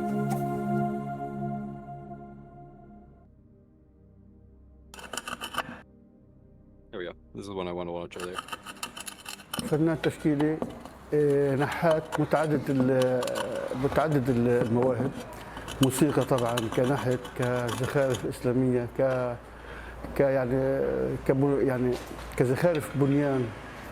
هذه طبعا اللوحات هي فخاريات طبعا، في جداريات بيقولوا عنها ريليف بالانجليزي، لوحات زيت. انا مختص يعني في النحت وفي الفخار، بكون اقوى شيء، احسن اقوى اكثر حاجه. انا وجدت القريحه الفنيه وانا طفل صغير عمري 4 سنين. انت اول يعني بقيت اشتغل، انا اشتغل بالورق، اشتغل بالسلك، بالحوار، حتى وصلت لسن 14. اول شغل انا عملته على نحت على الفخار وانا كان عمري 14 سنه، ومن هذا الشيء انطلقت حتى صرت ل 18 مش احترفت، بديت اعمل معارض، اشتغلت في معرض في برا في الضفه في الحكواتي، اشتغلت في داخل الخط الاخضر. عدد سنوات يمكن عمري لقيتها تقريبا ما يقارب ال60 سنه كمحترف عمري تقريبا زي 30 سنه. هي في رموز وطنيه وفيها زي عملات، يعني حاجات، يعني العمله اللي سكت في ميناء يافا، في ميناء غزه، العمله العباسيه، العمله الامويه، سيف علي رضي الله عنه، معارك زي معركه القادسيه لسعد بن ابي وقاص، عملت مثلا معركه حطين لصلاح الدين، عملت حصار عكا ايام ريش قلب الاسد، وعملت كثير حاجات. عملت عن الاندلس، اخر ملك الاندلس، عملت عبد الله الصغير اخر ملك الاندلس طبعا، اللي قالت له امه ابكي كالنساء، ملك لم تنصنه. هذا اغريقي، هذا فلسطيني، وهذا فلسطيني، هذا سرجون حضاره بابل في العراق، هذا المردن الاغريقي، عمر المختار قائد ليبي، هذا ملك اشور يكتشف بالكأس ويصطاد الأسود، هذا المنتقم لأبي روماني، هذا هانيبال كسر روما بقوة قوتها، وهذا إغريقي رامي القرص. If I had a time machine, I would just give a bunch of AR-15s to Hannibal. What's up? What was that? If I had a time machine, just give Hannibal, like, a crate of AR-15s. It's like, here you go, King. Finish the job. Go have fun, kids. Lord. Go have a blast. حاجات تراثية اشكال الاعمال اللي كانوا يعملوها او يتخذوها زمان قبل 100 سنه او 50 سنه زي قبل الهجره، طبعا قبل الشتات كانوا يستخدموا البير مثلا، يستخدموا المنخل، كان البيوت شبه طينه هيك في الريف. يعني هذا ريف فلسطيني. مره بنت قاعده تشرب من ابريق، بنت متكئه على البير، متكئه على جره. I'm sorry, but this is just absolutely massive. This is huge. Like the same size as him. It's insane bigger. the amount of detail and work. Holy Oh, shit. yeah. Dedication to make something like this. Incredible. Yeah. The time, effort, the patience. I thought it was a painting. I thought this backdrop was a painting. Oh, dog, that's a car, dog. Mari, Fucking sculpt. thank you so much for the raid. Thank you, thank you, thank you. Welcome Let's in, go. Raiders. Welcome in, friends. Yo. Friends, we do have a pinned chat. So please consider going and donating if you have any extra funds. We are collecting fundraising donations for both HEAL Palestine and and Gaza Relief Fund for their Water for Life initiative. They are literally getting water out there for people right now in Gaza on the ground as much as they can, as many people as they can reach. So yeah, any little bit of donation can help. Please consider donating. Yeah, the links are being spammed. It's the chuffed link. It's ping upside on the top of the chat. And thank you again, Mari, for the raid. Hope you had a good stream. Oh, also we have are with we have a panel challenge of, to do a piece of resistance art, anything inspired by Palestine, Palestinian symbols, and we are talking about them. So if you don't know them, just stick around for a bit. Yeah. They'll come up through the conversation as we're going through some of the art here today. Yeah, so we're having a full day of stream. There's a lot of awesome streamers, and I'm gonna shut up and let them also talk and introduce themselves to everyone, and because I guess we've been going on for a bit, and just like make sure we're all caught up. We're doing an art segment right now, so go ahead, everyone. Well, just before everybody gets into introducing themselves, I'm gonna take the interruption here, just a chance to jump out because my throat's starting to cave on me. So Oh, I'm it's gonna great raid having Ray. you. Yeah, Yep, good meeting you. it's been great being here. Nice been meeting you. I'm gonna raid into Rawi, and I'm gonna watch from Thank you so much. like from off. But it's been great being here. Thanks for your time, and thanks for putting us together, Rawi, and thanks chat for how much money you've donated and like the support you've been giving. So appreciate it. All right, Thank you so much, all. Legend. Bye, Yep, our day will come. Yeah, inshallah. Inshallah, Chucky Allah, you know. Now that needs to be a song. All right, peace, y'all. Oh, Good well, night. I had to leave multiple things, but yeah. Oh, good Don't night. worry. Bye. Boom. Bro, this Bye. dog is past the Welcome in, fuck out of everyone. my arm. We are doing the art segment here today. We're doing the arts. I'm Cult of Eyes. I use they them pronouns. I'm an eyeball. Hello. I'm Lainey, Complainy Lainey, if you don't know me. News, politics, art, and art history, and I brought this to you today. Art and art history. I've spent the entire time archiving every video I could find about art history, and some of that is what you're seeing today. I'm JFK or Nick, dealer's choice. I stream politics and variety, and I'm also a visual artist, which is why Cult, Lainey, and Rawi asked me to join. Also not related to RFK. Yeah. Well, that's my least favorite nephew, so we don't talk about him. It's okay, Chewy. Guess I'll go. Hey, what's up? I'm Pat. I'm a host on Subversive History with my good friend and partner here, Johnny. We do stream politics and history streaming on Twitch. We also have a YouTube channel where we do interviews with authors of books on history and politics. Obviously, if you're interested in the Palestine issue, we've interviewed Avi Schleim, we've interviewed Elon Pape. So feel free to check that out. But also just very happy to be invited here on this esteemed panel. Hell yeah. Yeah, I'm the co-host, and yeah, what Pat said. He yawns. Johnny yawns. Let's go. And we got Jelly Sneaking- too, but Jelly's got a being We also quiet. have jelly puppy like in- jam. in my arm right now. Yeah, Haitian Afro diaspora historian, doer of things, they, them. Hell yeah. Doer of things. All right. Yeah, we were just looking at this wonderful sculpture in the background. Welcome in, everybody. طبعا وقاعده على البير وهذيك بتشي الميه وهذيك بتغزل اللي هو بتغزل الاحبال صوف يعني شايف وهذا راعي جاي على الميه على اساس انه يشرب غنمات ويشرب حاجه زي هيك. طبعا هذه الحصار الحرب على غزه طبعا رموا عليها صواريخ رموا عليها الطيارات في الطيارات وهذه مره ماخذها ابنها ولا حول ولا إلها ولا قوه الا ان شارده مش عارفه وين بدها تروح.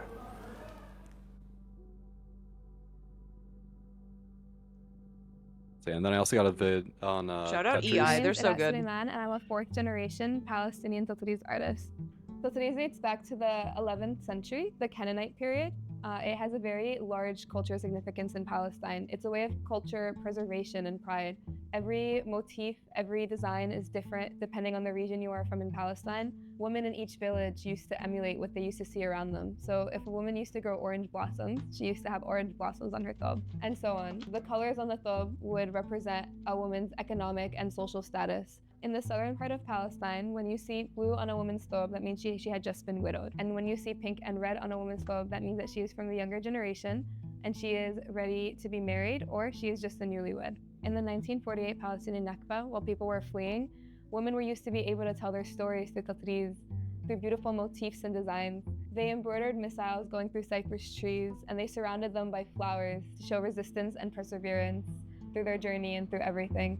It always showed that the Palestinian culture would always be alive no matter what, and that would always exist in the world because our culture always carries on. It's not just a pretty dress to wear. And you can even see in the 70s, while the Palestinian flag was banned to be placed or drawn anywhere, women used to embroider the Palestinian flag and use the colors all throughout their dress. Women used to be able to parade their villages and go to their farms wearing the intifada thob, which means that it has the flags all over and the colors of the flag, to make sure that they're still being able to represent the flag. Much like how the watermelon was a symbol in Palestine, a huge symbol of resistance, so was tatriz, and wearing tatriz around was a huge symbol of resistance as well.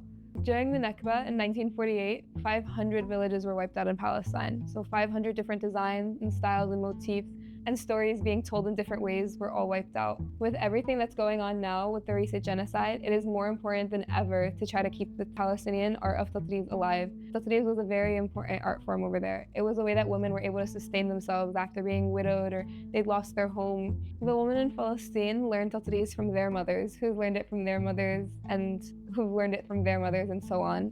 It's been passed down through so many generations, and it's so important that it does not get lost. When you think of refugee camps, poverty comes to mind. Women who've lost their husbands and the men in their family that usually would provide for them needed a way to provide for their family, and they needed a steady source of income.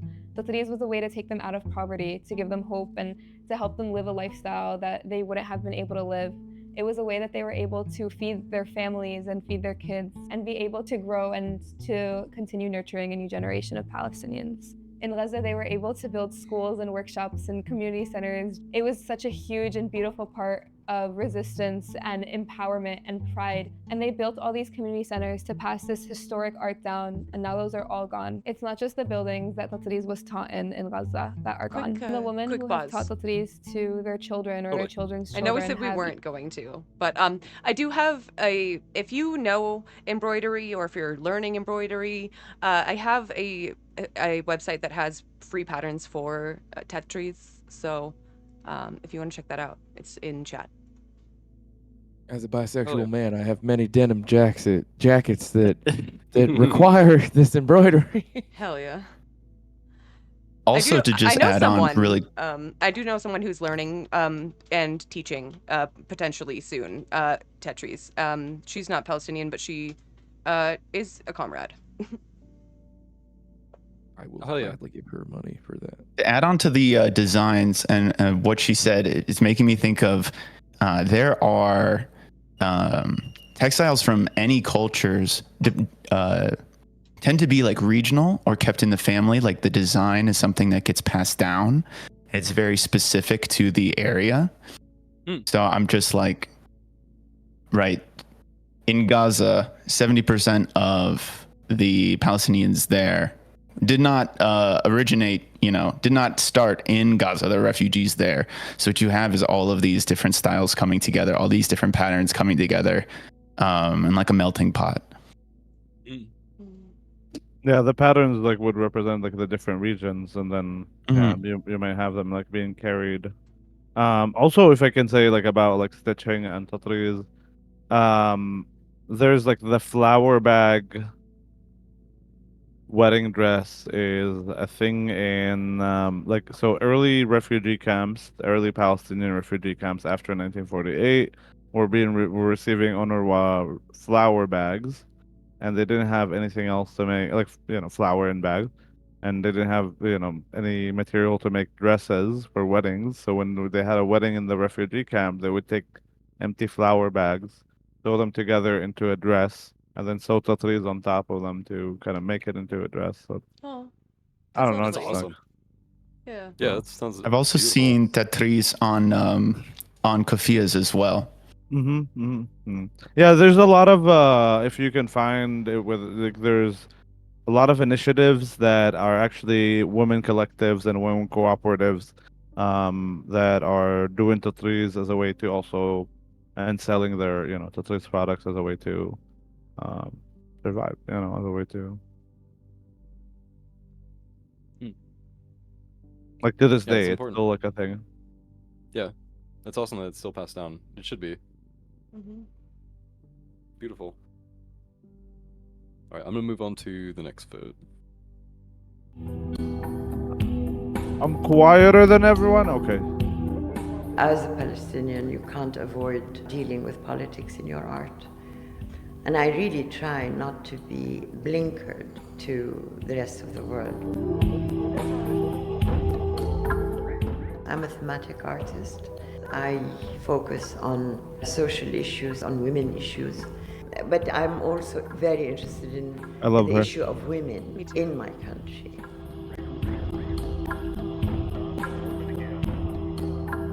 She was literally Can canceled I- by her alma mater. It was actually. Oh, sorry. I thought I- was Selma Hall. I mixed her up with someone. No. I actually got they're on introduced to deck. her. I got introduced to her work, to Layla's work. Selling kafiyas and tatris. Nice. I mean, you can also get stuff on my website too. But it doesn't matter either way, to be honest. Go donate Show off for that now. shirt, Rawi. Oh, this one? You can also get this Hell shirt. yeah. Nice. Thank Hell you. yeah. This is from Chicago to Palestine. It has Chicago kind of a skyline mixed in with Palestine building. I actually got introduced to her recently, or like in the summer of 2023, a little before October. I, went to the MCA, the Chicago Modern or Contemporary Art Museum, our Museum of Contemporary Art, in Chicago. And I didn't know, like as I was walking around checking out the exhibits, I see this exhibit, and at first I was like, wait, a lot of like what I'm seeing here is. It seems like it spoke in a way, I was there with another Palestinian friend, and then we look at like the artist a little more, and then I was like, oh, and that's why like I got recently introduced to her at a museum too. Hell yeah, that's awesome. Even if Yeah, no, you're it's always absolutely weird. correct. It's always weird when Chuck. you come out all at once, like you don't realize who you're bumping into. No. Don't worry, Chuck. I was just joking. You can get him. Yeah, you can get him. Support Noor and all of Noor's initiative. Go follow Noor on TikTok and on Twitch. Everyone. Thank you for the raid. Welcome in, raiders. Sarah. I was like, Hello. I was glitching. Welcome in, raiders. Hi, Sarah. Thank you so much for the raid. Welcome in. How was stream?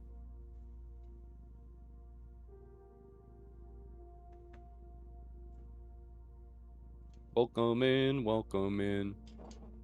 we're doing art segment, Palestinian art. We're fundraising for Palestinian organization, Gaza Release Fund, and HEAL Palestine. So please consider donating if you can. We're very close, getting close to the 10,000. We're at $7,440. So we can make it. We can make it. We can make it. Does the fact that there's a good Lenin account mean that there is a bad Lenin account? There is. There's also a gay one. There is a gay Lenin. There's a gay Yeah. Lenin. You got to collect them all. What's up, Simon? The shiny Lenin. The shiny Lenin. Shiny Lenin. The shiny Lenin. I haven't found that one yet. That one's a rare one. It's rare, yeah. Wait, is there a centrist Lenin? God, Bad I Lenin hope not. is John Lennon. Bad Lenin is Bad John Lenin We're is all John centrist Lennon. here, guys. We just call him Trotsky. Oh. Trotsky. That's Oh my That's goodness. good. That's smart. We found it. We found it. Yeah. We got They it. were We got once there. in a chat at the same time. It was wild. Libertarian Lenin. I keep getting Hello. kicked out of the stream together. Why don't you guys like me? What? And Lenin. You seem yeah, I see you're in the stream together. I see on yours my as end. well. Oh, Wait, I see you in here too. Wait. it's just a glitch then, I guess. Complaining Lenin. Yeah, That's Twitch true. is That's gaslighting you. Yeah, everybody's rare you know, Lenin. Lenin Complaining should have Lenin. Streaming this, complained by the way. more. I think he should have don't complained a know. lot more. Brave. Based. Brave take. Reaction to a documentary I watched Good purely Lenin. by chance, titled The Cult of the Suicide Bomber. It raised the issues of suicide bombing, but there was a focus on one particular incident that took place in Gaza, on the border of Gaza, which triggered in me a reaction. I saw a girl trying to blow herself up. She's caught at the border carrying a device, and she fails to actually trigger. And it was her failure that really made me want to investigate much more the issue. I wanted to know her why she failed. I wanted to know what prompted her, apart from the obvious. Life is dreadful under occupation, but there seems to also be a certain amount of increasing injustice, if you like, over women. Women played a fantastic part in the first Intifada in Gaza, and they were the ones who defended children who were throwing stones against Israeli soldiers. And I felt that after the first Intifada, suddenly women became much more targeted by their men folks to suppress them to a certain extent because they became too powerful. And I felt that this girl who was carrying a device which clearly didn't work must have been given the device by someone who didn't care if she dies or lives. Can we pause it took real me quick? 3 years to actually Totally. visualize.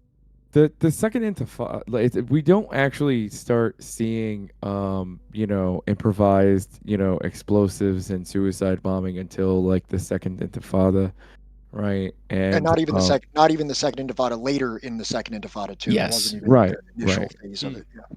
And like on top of that, right? Like it's not even just that. Like, yes, women played a huge part. They have always played a huge part in Palestinian resistance. You may have heard some what they refer to as like folk songs where the woman singer is adding la la la in between words, and it's a very musical sort of song.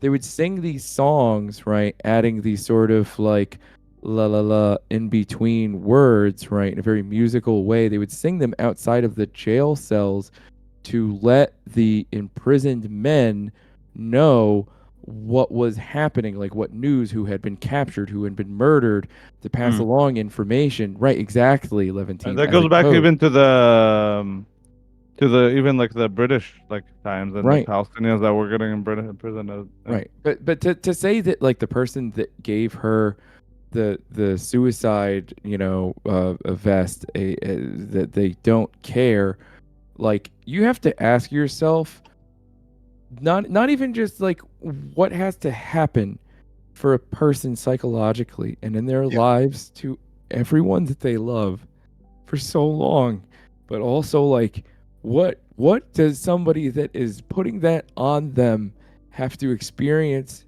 for most of their lives to put this on a person, right?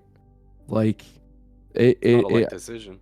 it's not a light decision in any regard, but to say that like, oh, the person that's putting this on her like doesn't care about her, I think is just, you're missing the forest for the trees. It is not the fact that she is disposable.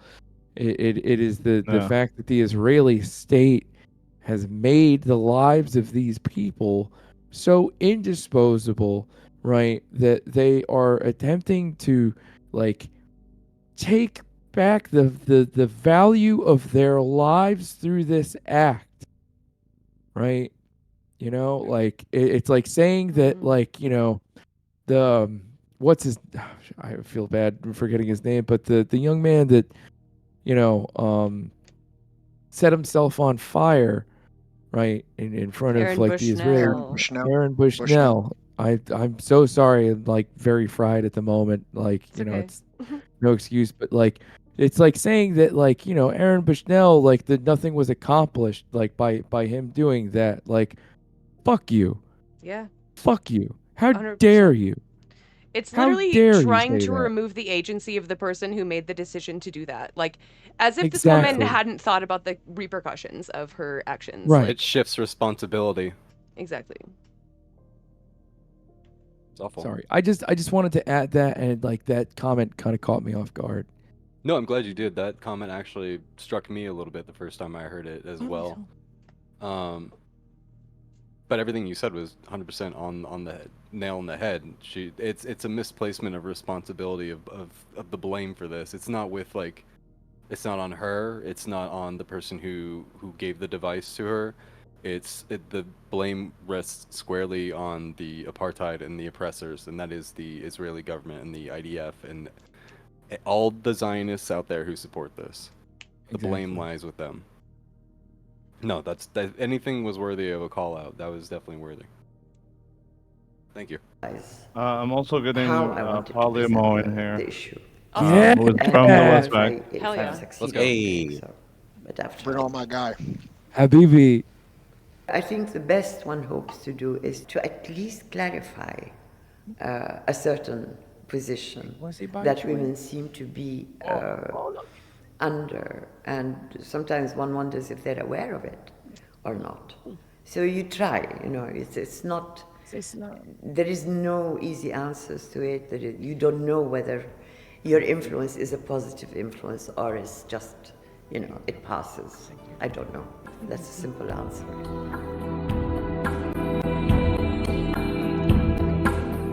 A quick question, Ray. So I want to do in my art piece like both the Hamas headband and also the PFLP headband. So like obviously that includes writing Arabic script. Any tips? Any tips at all? Sorry for a second. I because I was doing other stuff too. What was the question from the beginning? I'm sorry.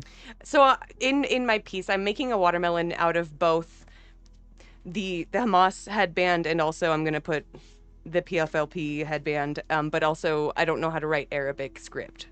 Any tips? I mean, you can maybe look up the you know already present like already Yeah, I was just kind of gonna copy, the headbands with kinda. the script and Yeah. kind of copy it. I think that would be my best recommendation. I do, if I can just kind of point to keep in mind is that these are like the current Palestinian parties. These are more modern, you can say, version of the parties. But the Palestinian people are obviously, I mean, and I'm sure you know this, but beyond the parties, no matter what they are. You know For what sure. I mean? Yeah. Yeah.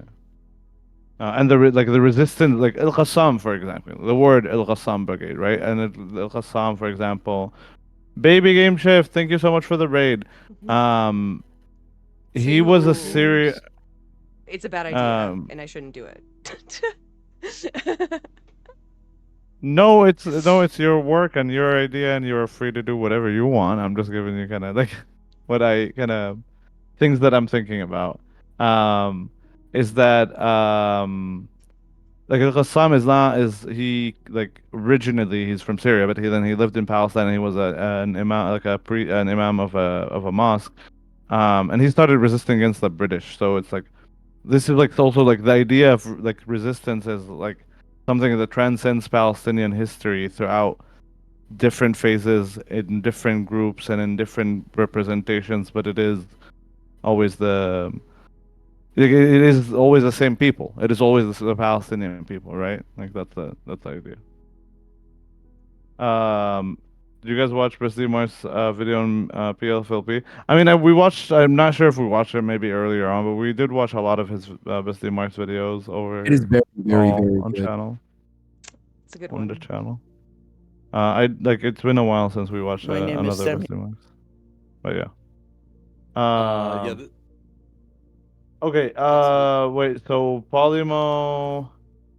Wait, you don't. Because we are talking on Discord. So if you said you don't have a Discord, that'll be a bit of an issue, Habibi. Sorry. Wait, they don't have a Discord? Maybe another time. Maybe They we can do a don't. collab and like another time. I thought he did have If you don't one. have a Discord. I mean, I don't know. I'm also reading from Ree. And I saw they said like a noob or something. I'm not sure I can.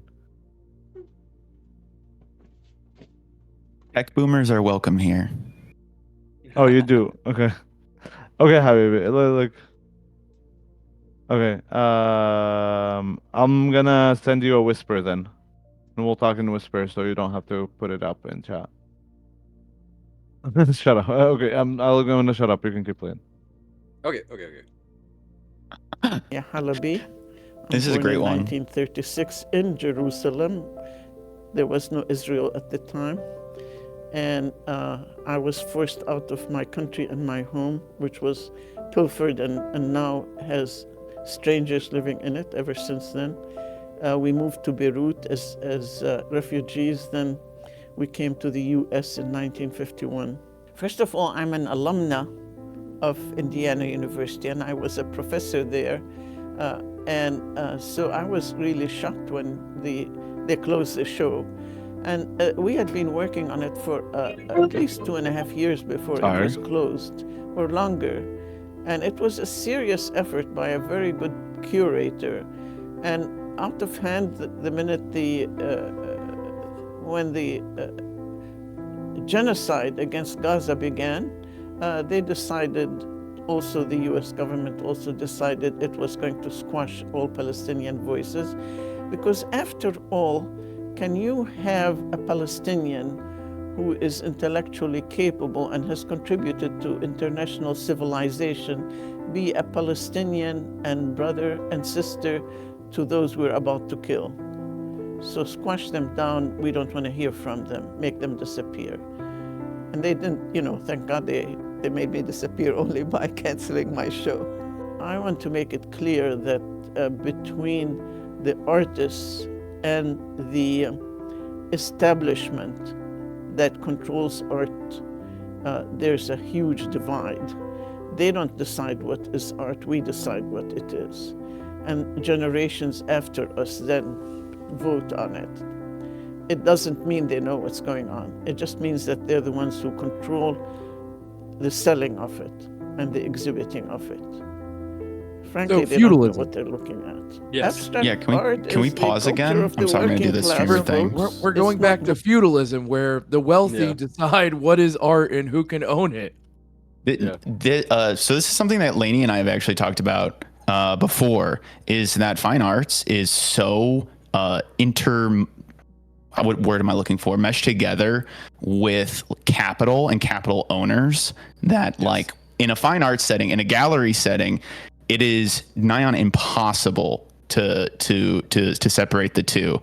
So we've been talking about like cultural art and the way that people express themselves individually, but not for like a show or for a exhibition or a gallery. But all of that is controlled by, I was trying to look up, videos about textiles from Palestine, and all of it is like in British Museum collections. And Lainey and I talked about Banksy and how they like people are cutting walls out of Gaza and bringing them to Europe, you know, as a way to commodify, you know, a people. Yeah. And Commodify it is while also claiming that they're preserving the art because, oh no, it might get blown up. Hey, why don't you stop the blowing up thing? Maybe first. Have you considered it? Or... No. I hope that Banksy actually blows it up after they take it to Europe.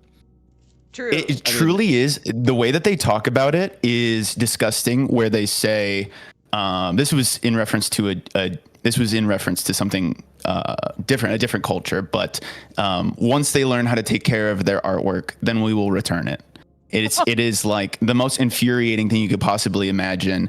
And and museums are so closely aligned, like monetarily speaking, with the arms of the apparatus of both the U.S. government or arms manufacturers or everything. Like they are part of BDS. Yes. Yeah, I mean that plays into the cultural erasure as well. The paternalistic attitudes towards art and the seizing of art and historic artifacts and withholding them from the people from which they descend from. Like, hey, do you want to hear something that would make you really mad? Hey, do you want to be mad real quick? The British Museum, what is it? The big one. You know the one. The British Museum. Museum of Natural History. The Tate? Tate Modern? One of them. I can't remember which one exactly. But they did a repatriation in the backlash of BLM and everyone being like, hey, all your artifacts are stolen. Can you give them back, please? The one they did give back was a mural, a mosaic mural from Israel. They gave it to Israel. What the fuck? Yup, they sure did. What do you expect from the British? They pretty much I'm gave not all surprised. Palestine to the British anyway, so.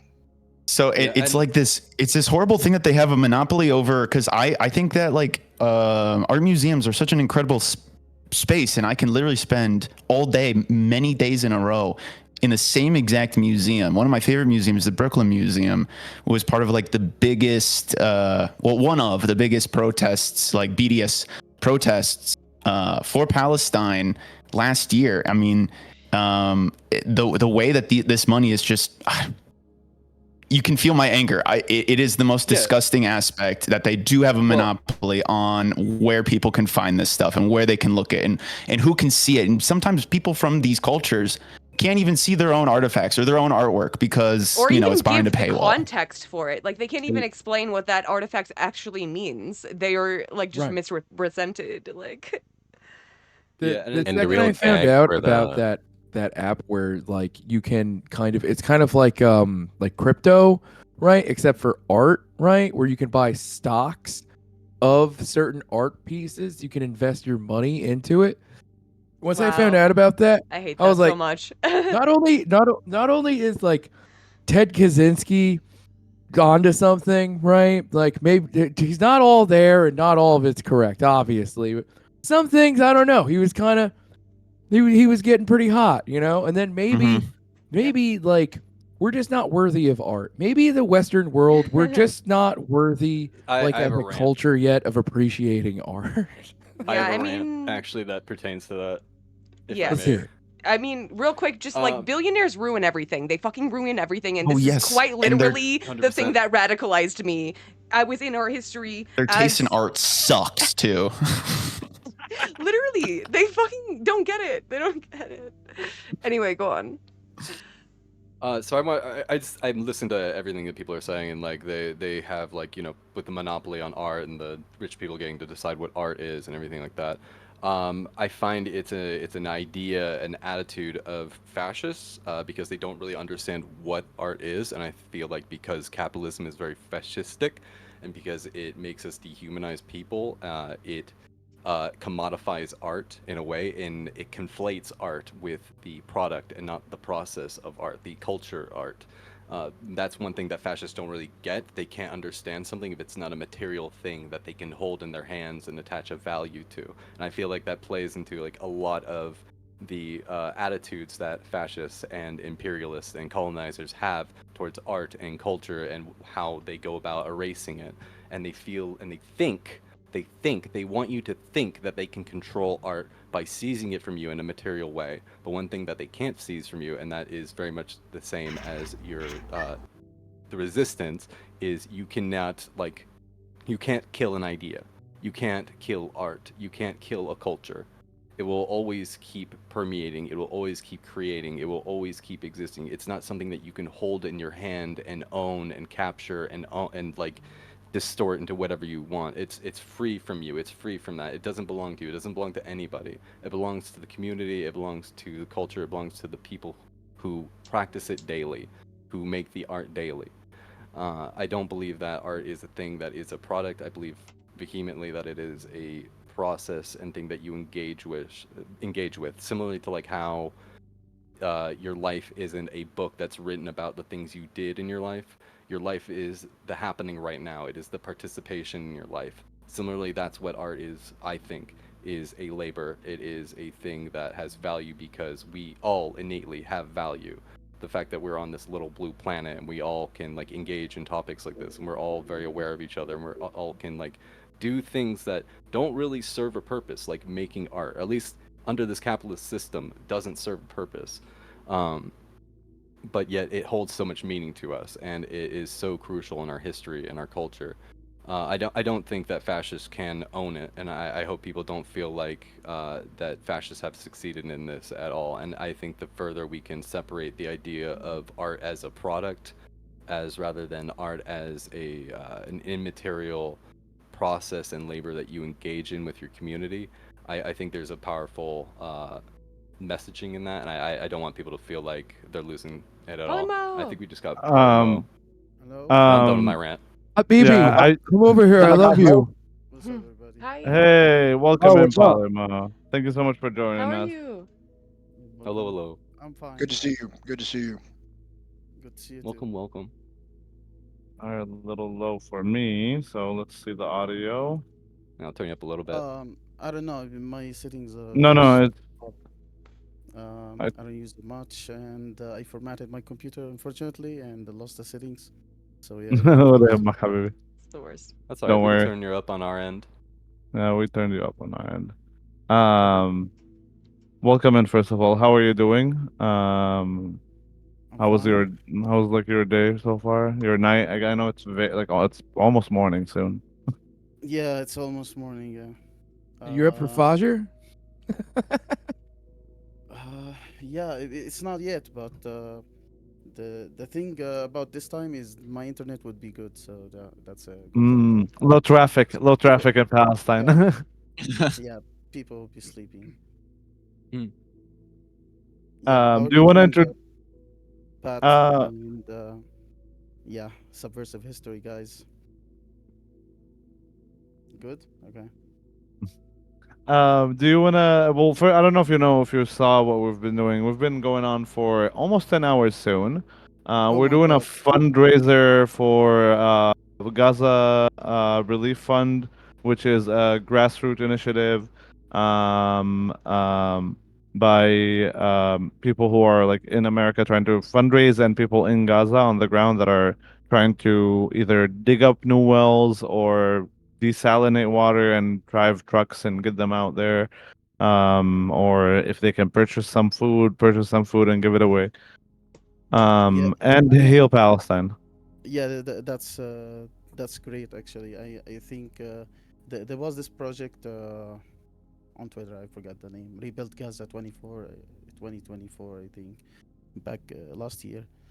And yeah, those wells actually help people. And yeah, if you find these projects, I think that's, in my opinion, like people in need of water, in need of medicine, in need of everything in Gaza. At this point, it's just famine. It's a famine degree situation. But on wells, I mean, I talked to people from Gaza, and I talked to Ammar, who actually came on stream multiple times from Jabalia.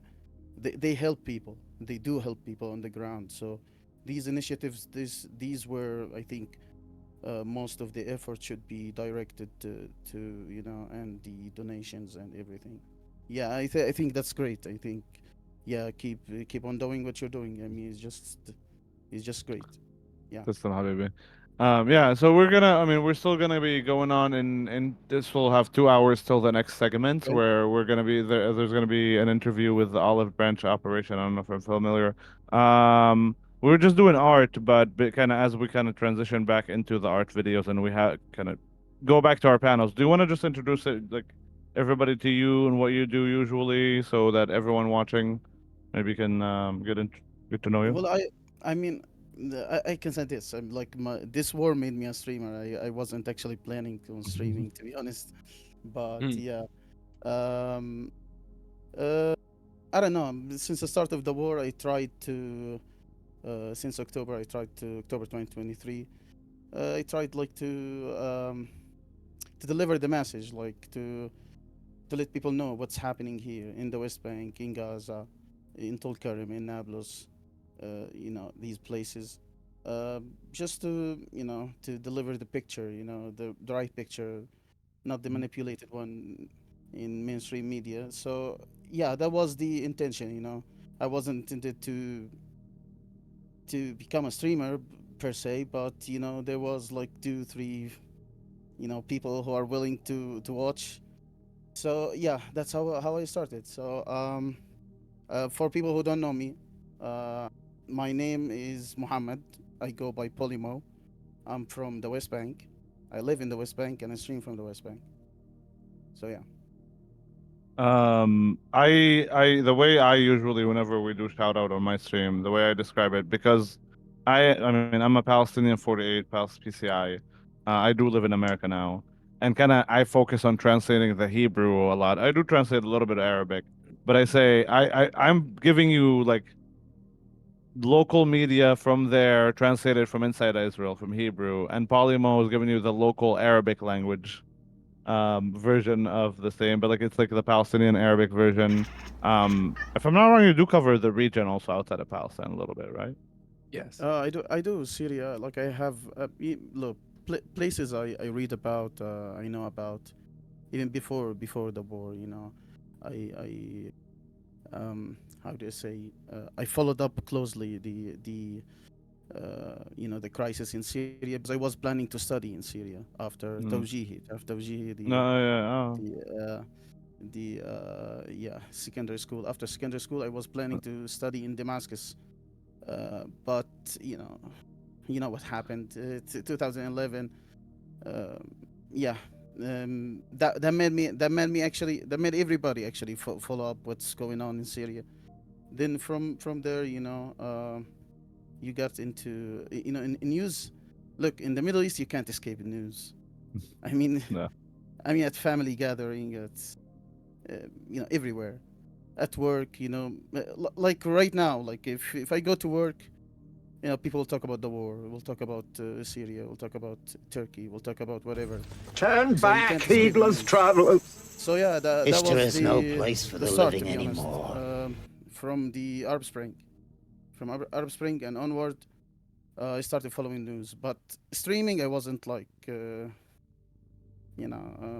planning to stream. But this war and the debates, trying to get the message through, from the West Bank, and trying to tell people what's going on, because sometimes I guess the message when it's delivered by people from the outside in the West, it gets lost in the translation, if I can say it. So yeah. Yeah. Well, thank you so much for joining us. How old? Do you mind if I? Very nice to meet you first time, like face to face. Welcome back then. I don't know if anyone else want to ask, like anyone else on the panel, any question. Not to put Polymo on the spot. You don't have to ask Polymo, or we can continue with our art conversation.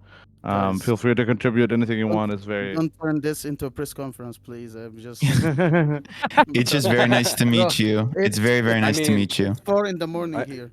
Mhm. So yeah. I mean, Yeah, I'm glad to meet you so much. I'm one of your mods, but it's good to meet you. To me too. I mean, yeah. So we're. I mean, it's very loose. You know how Twitch is. It's nothing like rigid. Yeah. So yeah, we Yeah. are watching videos about art, and to be honest, I haven't been following the last 2 minutes because I was trying to kind of figure out getting you on. oh, So that's totally fine. You missed us. Pop off. I mean, yeah. Habibi, have you given any thought to try to go back to Damascus University?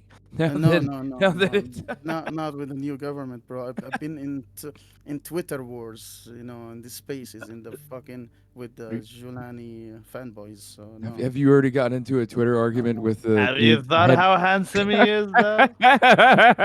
no, Have bro. you already He's got So into a tall and Twitter handsome. spat with the head of the Department of Education? You know. Yeah, yeah, yeah. So my thing is always doing the Trump thing. Like as long No, Ray, Sab al Qasim, which is the daughter of Faisal Qasim, if you know him.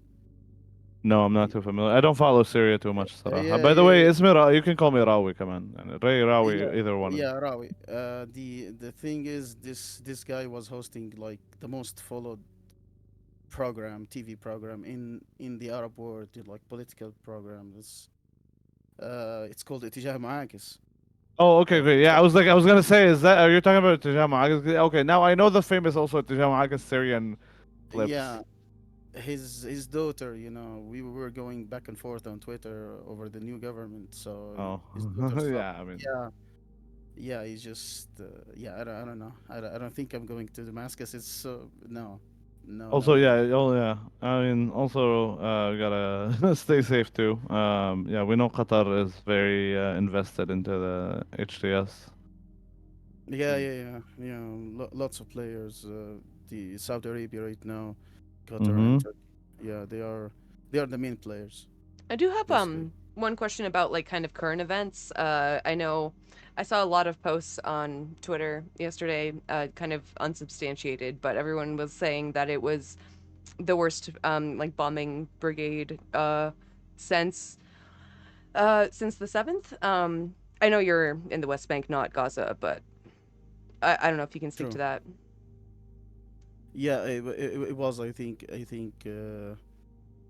Since October, I think 150 people. 150 people got killed. I don't know. Yeah. I think I know where you're going with this. I know the number of the like last couple of hours. That's what I remember. Yeah, yeah. No, not just the last couple of hours. Like the last 3 days were very Yeah. very. Yeah.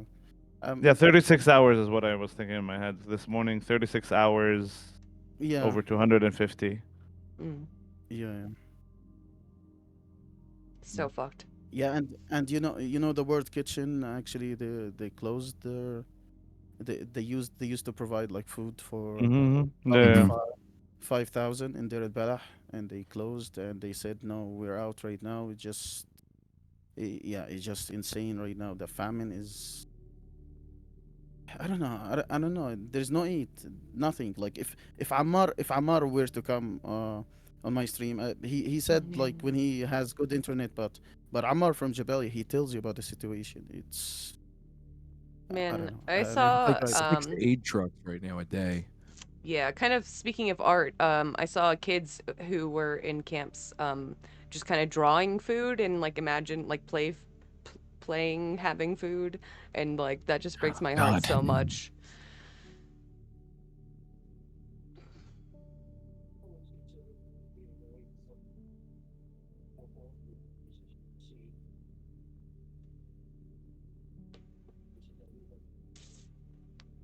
Is anybody talking now? I don't hear anybody. No, nobody's saying anything. No. I'm. We're all just I'm kind checking of. if anyone posted. I any absorbed art. that just now. Yeah. Yeah, no, sorry to kill the vibe. Terrible news in my brain. No, all the while we time. wait for, because also Cult is the one with the video. So while we wait for Cult, did you go to any like? Did you do political science in school or like? No, I did. I did languages. And linguistics. Yeah, and Polymo, by the way, was like a way to say polyglot mo or something like this. Mhm. You know? That was that was the idea. You know, I was streaming languages and stuff like this. I did the French and English. I did the French literature and English literature. Oh no, you're a francophone? Yeah. Oui, je parle. Where's Mitch? Yeah. All I know to say is tabarnak. Cassis de tabarnak. It's like Quebecois. Tabarnak. Comment ça va? Tabarnak. I don't remember a lot. Ro, I think we're good for today, but I that would be a good video if you want to put in the stream suggestion. I can play it on my stream some other day. Today, I think I mean, yeah, we'll keep it on the back burner in case we need to fill some more time. Yeah, I mean, yeah, What? you can always put it in chat. What do you? There's like 6 of us. None of us know how to shut up. We can't get through a 2-minute Yeah, video. that's why I'm like, I don't think we're gonna have time today. Just let them think that we'll get to it. They'll stick around.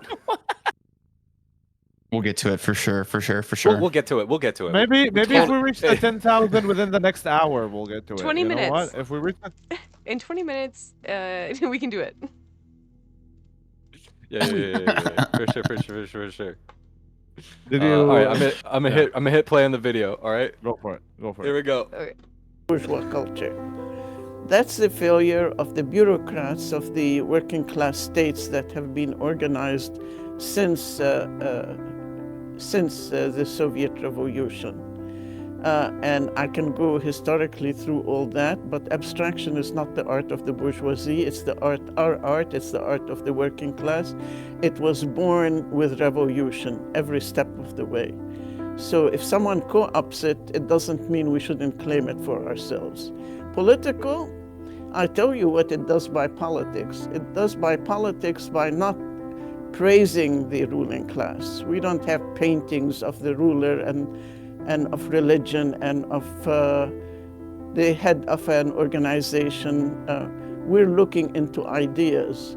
And what's important about working class culture and abstraction is that we look into general principles rather than particulars. We're interested in a more general, the capacity of pictures to describe general principles. And general principles are super important. General principles are super important to human civilization. And working class ideology says we preserve everything. We're not destroyers. It's the bourgeoisie who's the destroyer. Who's destroying us? Yeah. I was waiting for a natural pause or like. So I just want to say, welcome in, Raiders. Thank you so much, Globus the Elder, for the raid. Hope you had a good stream. Welcome in, everyone. If you're unaware, we are doing a fundraiser for Palestinian organizations. Yes. If you donate now, Pat will answer your phone call, right? Take your phone call. You see him talking with many chatters right now on that headset, okay? And he will educate you personally about this conflict, one-on-one, okay? But you got to donate, all right? He'll even debate you if you want, but you got to donate twice That's as really much. Enticing. All right? Yeah, we can be bought. Tempting. We can be bought. Also, there is an art challenge for all the chatters. Anything related to Palestine or resistance or protest in the vein of Palestine, please submit it. Where are we putting it, Colts, by the way? I don't think we selected a place. I just said for people to share it with people that they know or online. Just anything. Spread the word. Just keep it for themselves. MK and JFK will also wear crop top. Oh my god. People in chat asked me, and I did say you can put it in either one of our discords, or you can. Mine is always open. The art channel is open. I actually have been checking, and I was gonna call people out, but then I was like, should I not call chat out? But I guess it's time to call chat out. I've been checking in on the art channel, and I have not seen any submissions yet. And it's been like what, an hour since the first announcements? I'm just saying. Don't rush them. All right. They're working on their masterpieces. You can't rush perfection. The best art will be sent to Abu Obaida, who will put it on the refrigerator at the. Okay. So just to bring it back to Salma Halabi, she was, you may remember her because she had an exhibit banned from airing in 22, I believe. It was pretty quick into the whole deal. And it was simply because she is political, but like her work is primarily abstract. It's not overtly political. It just because Palestinian. And she is an alumnus of University of Illinois, I think it is. I think she said Indiana. Yeah, no, that's Yeah, right. I think that's what it was. Yeah, that's One what of it the was. I states. One of those. Yeah. I found another video on her as well that's up to this one that I thought was pretty good. Not us. We preserve everything. We want to study everything, negative and positive, because it will all be, we want to take it, it will be ours. We're not here to destroy it, we're here to preserve. The people all over the world, no matter who they are, love Van Gogh. And Van Gogh was hated at his time. Nobody gave a thing about him, you know. Remember, at the time of the Impressionists, there was something called the Paris Commune. And that was a working class movement. That was not a movement of any other kind. And it is at that time that the idea of general principles was born in painting. Next movement was the Soviet Revolution and the Soviet artists like Malevich and Rodchenko and Olga Rozanova, etc. At a time when women became huge participants in the movements. Then we have the Mexican mural movement. And then don't forget American abstract expressionism, which was used by the US government against Europe, but was created here by artists who were very sympathetic to the left. And don't forget, there was a very strong industrial union movement going on in America at the time. So we're back to whose culture is it? It's the culture of the working class. Yeah. So like abstract art also like, it's not political because like the history of abstract art is like it was called degenerate by the Nazis. Like literally they didn't fuck with that. And that is probably like not it's not outside of their consideration, I imagine, when they're saying we need more security for your exhibit and we can't afford it. I.e., we're gonna protect the Zionists who will attack your art and not you. Yeah. I have another video Throughout art history, by her. the greatest I thought she advancements had a great were one. during times of revolution. We It's had from, the 1 month renewal ago. in art through Christian painting, feudalist to Love that keyboard. Oh my capitalist, God. was the Renaissance painting. And She's the got beginning floppy of disks. working class revolution with this Yeah, she's cool. brought Bro. abstraction. I was saying, why am I painting in oil? What is the technology of my time?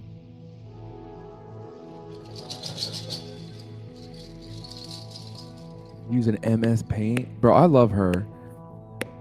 Right? Laney showed me her, and I was like, this bitch is awesome. I've been She's my on this favorite. huge She's so painting. good. I put it on Instagram. I asked people, what is She the place accepting of adoptions? SCC? Do you want to swim or dance? Madison says snowball fights, but with flowers. Fireworks and hunks. Well, that's cute.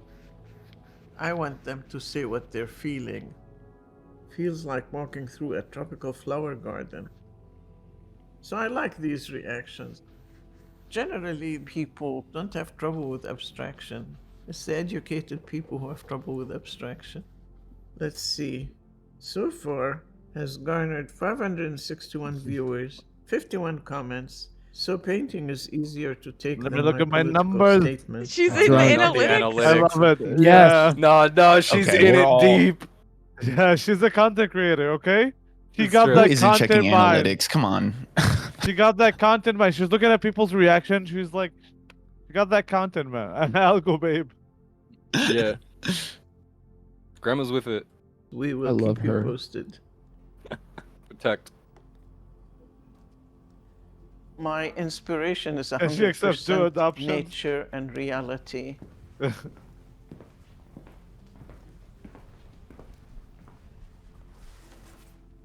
We have two These submissions are for adoption pieces so of far in chat. tiles I collected in Jaffa, Palestine, which were falling out of grave sites up the beach into the ocean and then being smoothed by the ocean. So I picked them for as mementos of where I spent my childhood. I was born in Jerusalem, and when I was a toddler, my father decided to move his family to Jaffa in English. At age 11, the British had brought the Zionist movement to Palestine, and we escaped via air to Beirut from the fighting, and were unable to go back ever. And so I have this incredible romance with Palestine. In 1951, my father decided he's worried about the situation, and he wrapped up his family and came to the U.S. His father saw He bought his a father saw Buick everything in New already York, early. He was and he stuffed us in the car. Hang on and a off second. we went. Hang on a second.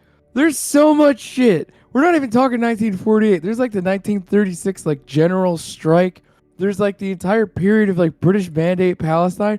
What the 1950 fucking one is where you're like, hey, you know what? Actually, maybe it's time to pack up the kids and get the fuck out. So if you notice what he did, he early on he moved, like he was still in Palestine, moved from Jerusalem to Jaffa, probably a job or something.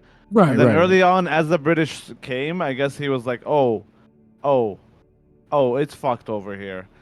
Took took his family to Beirut, and then in 51 he was like, okay, this plan is for the whole region. It's not just for Palestine. I Right, better get right. my family over to the imperial core before it gets too hard to get inside. Yeah, things can't be that bad over there. Little did he know. Oh fuck. Yeah. Good timing. Good timing too. Around that time is what 1951 is that what they said? Yeah, I mean, around look, the here's civil a- rights, right around the civil rights movement starts kicking up, and it starts getting violent with the Vietnam War. Oh yeah, okay. Oh, That's what I'm talking about. I mean, look. Oh, shit! If there's another interesting story, is like Palestinian merchants who came to Chicago throughout like the late 1890s, coming on the like also war exhibits, early 1900s, and then in the 30s they're like, well, we came here a couple times, might as well get a house here. They get a house, and then 1948 happens, and then that is actually a huge asset because their family that is in Palestine just was like, all right, we got a son in America. And like some of those, Damn. like, and that's in Chicago. Like, so there's some families in Chicago that's like their family story, that like even the grandparents have been like, or like they're like third or fourth generation Palestinians, and they actually their family kind of like somehow started coming and had a place in Chicago already like right before 1947. So that happened like, and then 1967 happened. The rest of the family, like another group of the family, might join it. You know what I mean? Now it's a hub. When I could have been a mathematician. I was thinking about it. And my mother says, well, you always enjoyed drawing. Why don't you study art? My father was always supportive also, but of course my father paid more attention to his two sons than he did to his daughter. So I didn't get any Classic. pressure. Actually, being female gave me more freedom. Tribeca, when I arrived, was a very abandoned looking place and no street lights. It was dark to walk the streets at night. A friend of mine had come to spend the night with me, and her father saw a light, and he said, if you have problems, you can run down there. And I thought, run 2 blocks to the baby doll topless bar? That wasn't what would have saved us. If you notice, there's a rhythm here to the walking. You can almost see it in the up and down jumping of heights and people. I keep looking at the world from a roving point of view. Everybody has a huge bank of memory, and that's why people can enjoy the abstractions. They will immediately recognize something. So to me, this is the best confirmation of what I'm doing, that you recognize something. You have a very dirty window. Just consider it decorative, smoky color. Immediately what my grandma would point out. Mine too. This has a Windows great are influence dirty. on my work. The window Dirty. is very Dirty. important in Dirty. human civilization. As human beings, we live with rectangles. In fact, we are so limited by our notion of space that the right angle and rectangles are all we do all the time. I pushed myself into three-dimensionality, free of the stretcher, completely free of the window. I returned abstraction to the rectangle because I could now live with myself that this is not illusion, this is not a world through a camera, this is a recipient of Flew ideas. 8,000 miles to make this song.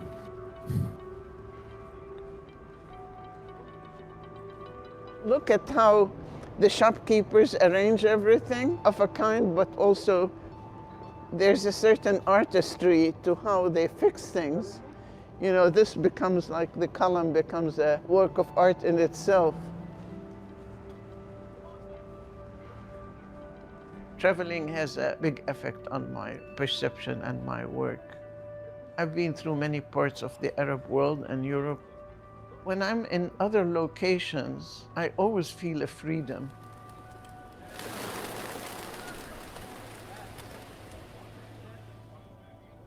In the 60s, I was thinking strictly of how we see. There were deep influences from the Renaissance, the idea of shading, so cool. illuminating objects.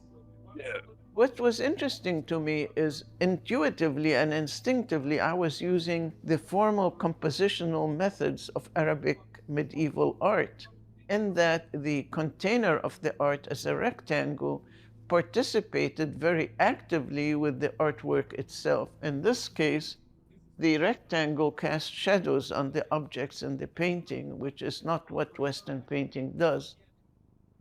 I had taken a very strong step into abstraction by just questioning. The difference for me between abstraction and perspective is that I'm using the principles of nature rather than the appearance of nature from one instant in time.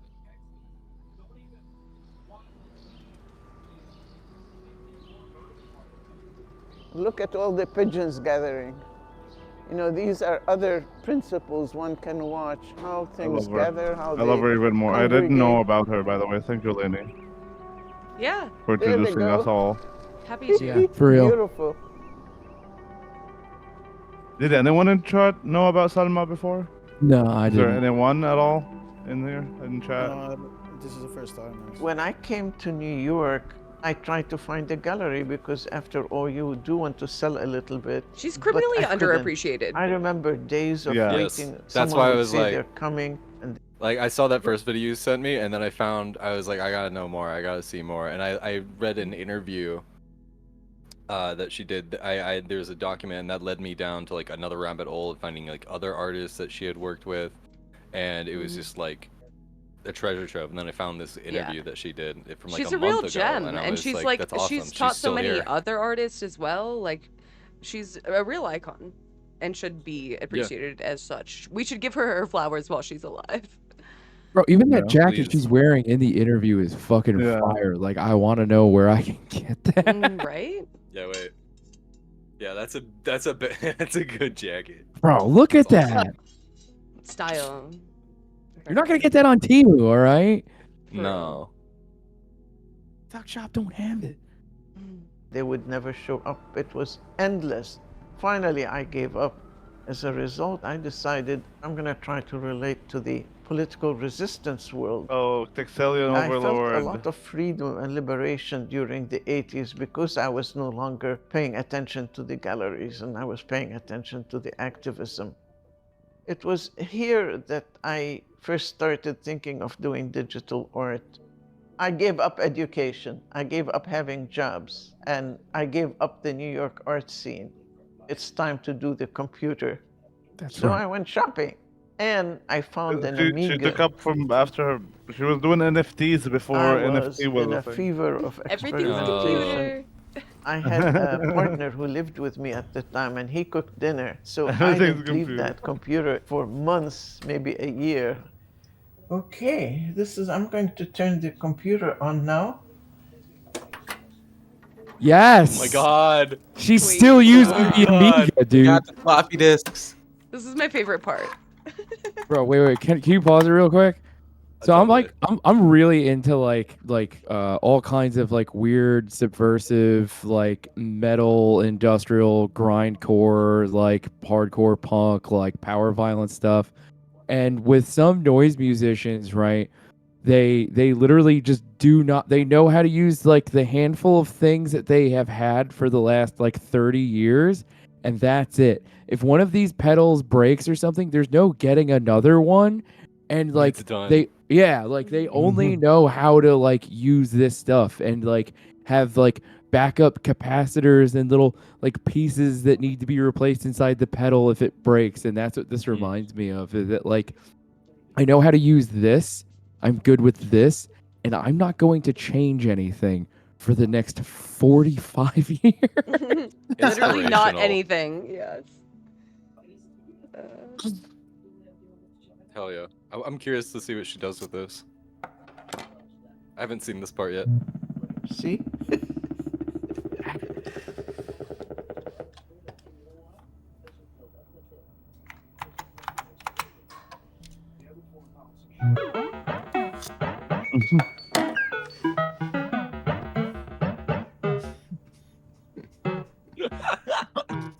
I used to sit with a friend and we'd often giggle also. It's a delight and a surprise to see this coming out of a computer, the last thing we expected to see in 1987, 88. I love her. I just think it's neat. The art world had a very negative attitude it's to so that computers. energy. I did it because I was hypnotized by it, not because I was going to please the galleries. They were interested in the commercial potential, and I was interested in abstraction. You definitely entertained like 20-year-old me tripping on acid, This just is the staring at my setup computer. that I will be 100%. using to perform. Yeah. Each key is able to do quite a lot of stuff depending on what else I press. These are my crib sheets or my practice sheets, and when I perform, I get a little nervous sometimes, so I have to really memorize and study this. And I can't always predict what's gonna be. The painting is all you. Any mistakes and stupidities you apply to it is you. Here there's chance also, combinations that I didn't expect. Brass Women starts with this very slow-moving set of shapes that look feminine, inspired by the women in Palestine. It's a dedication to African American and women of Latin origin with whom I worked during the 80s and 90s. Whatever the rhythm is doing, I just can't resist. I start jamming picture with musicians.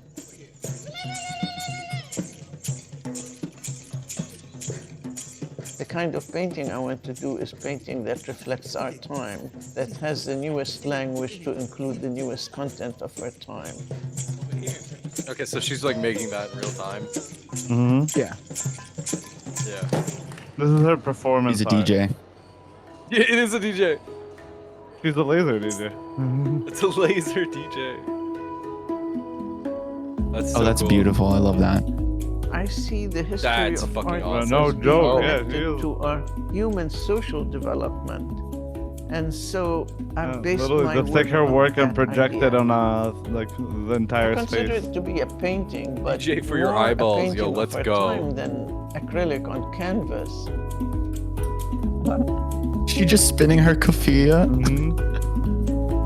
I think they She's are adorable. I think they are combining it with music here too, but more in the sense of like dancing. It's oh my god, that was great. Hyundai. Shouts out Hyundai. Thank you, Hyundai. Shout out to Hyundai. Or was it Hyundai? Bro, Whichever one. Tomato. Both. This work. Wait, What'd what you was say? that? I'm saying this even ChatGPT, bro, couldn't make this. Yeah, it's bro on an old computer is insane. Mm-mm. Yeah, the floppy disk fucking killed me. When she busted those out, I was like, what? Damn. She's fucking awesome. Oh my god. She has a Thank you real so life much again. save icon. I know. I forgot. Oh, jeez. I just understood that joke and it was very clever. All right. It took me a second too. This is a video about fighting oppression with art. Very small, short video.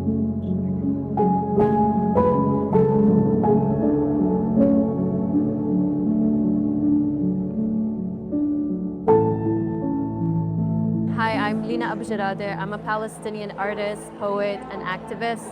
For the past, let's say 15 years, I've been using art as a form of resistance in order to tell the story of myself as a Palestinian and the struggle of Palestinian and all oppressed people around the world. I use arts and poetry and different art mediums to really invoke that empathy and tell these stories. So your art spans, as you said, poetry, murals, and comics. How do these mediums help express trauma in ways that words alone often can't? Yes. So I believe that the greatest person was Prophet Muhammad, peace be upon him, and he said, "Uhjum" to Hassan bin Thabit, which meant really fight them with your poetry. And a picture speaks 1,000 words. And so this is part of our legacy, to use words and to use artwork in order to fight oppression. And when you use a piece of painting or artistic process in a way that evokes empathy, I think it hits harder than if you simply hear of a death toll, or if you simply see a picture on the news or a headline on the news. So what art does is it gives us a space to really stop and to feel, the pain that these people are feeling, to feel the humanity. And so that's what I try to do with my artwork, is to make people stop and think and reflect on how these people are similar to you. And if you can tell us a little bit about your journey and how has your Palestinian identity shaped this journey? I think it's a privilege to be born Palestinian, because not only does it give me that strength and that sumud, but it allowed me to see the world through an empathetic worldview. And it made me really aware to the suffering of other people. Other indigenous people around the world are suffering just like Palestinians are, under the same systems of oppression, under the same white supremacy. And so it made me so in touch with their suffering, and it really allowed me to look outside of just myself, my people, and to look to global suffering and how I can help to alleviate that. What is it that an artist can do in a situation like this to retain the hope and bring the hope forward? Some people are very limited in thinking this started October 7th, or even in 1948. This has been 100 years of Western colonialism, British, and then Zionist colonialism. And throughout that time, what has Wait, history didn't begin on October 7th? What? Now you're telling me? Of artists in really keeping this cause alive, whether it was through words or through the visual. What artists really do is evoke that fire and keep it burning to the next generation. So through my art, I need to pass these concepts, these values, this strength to the next generation so that they can continue until Palestine is liberated.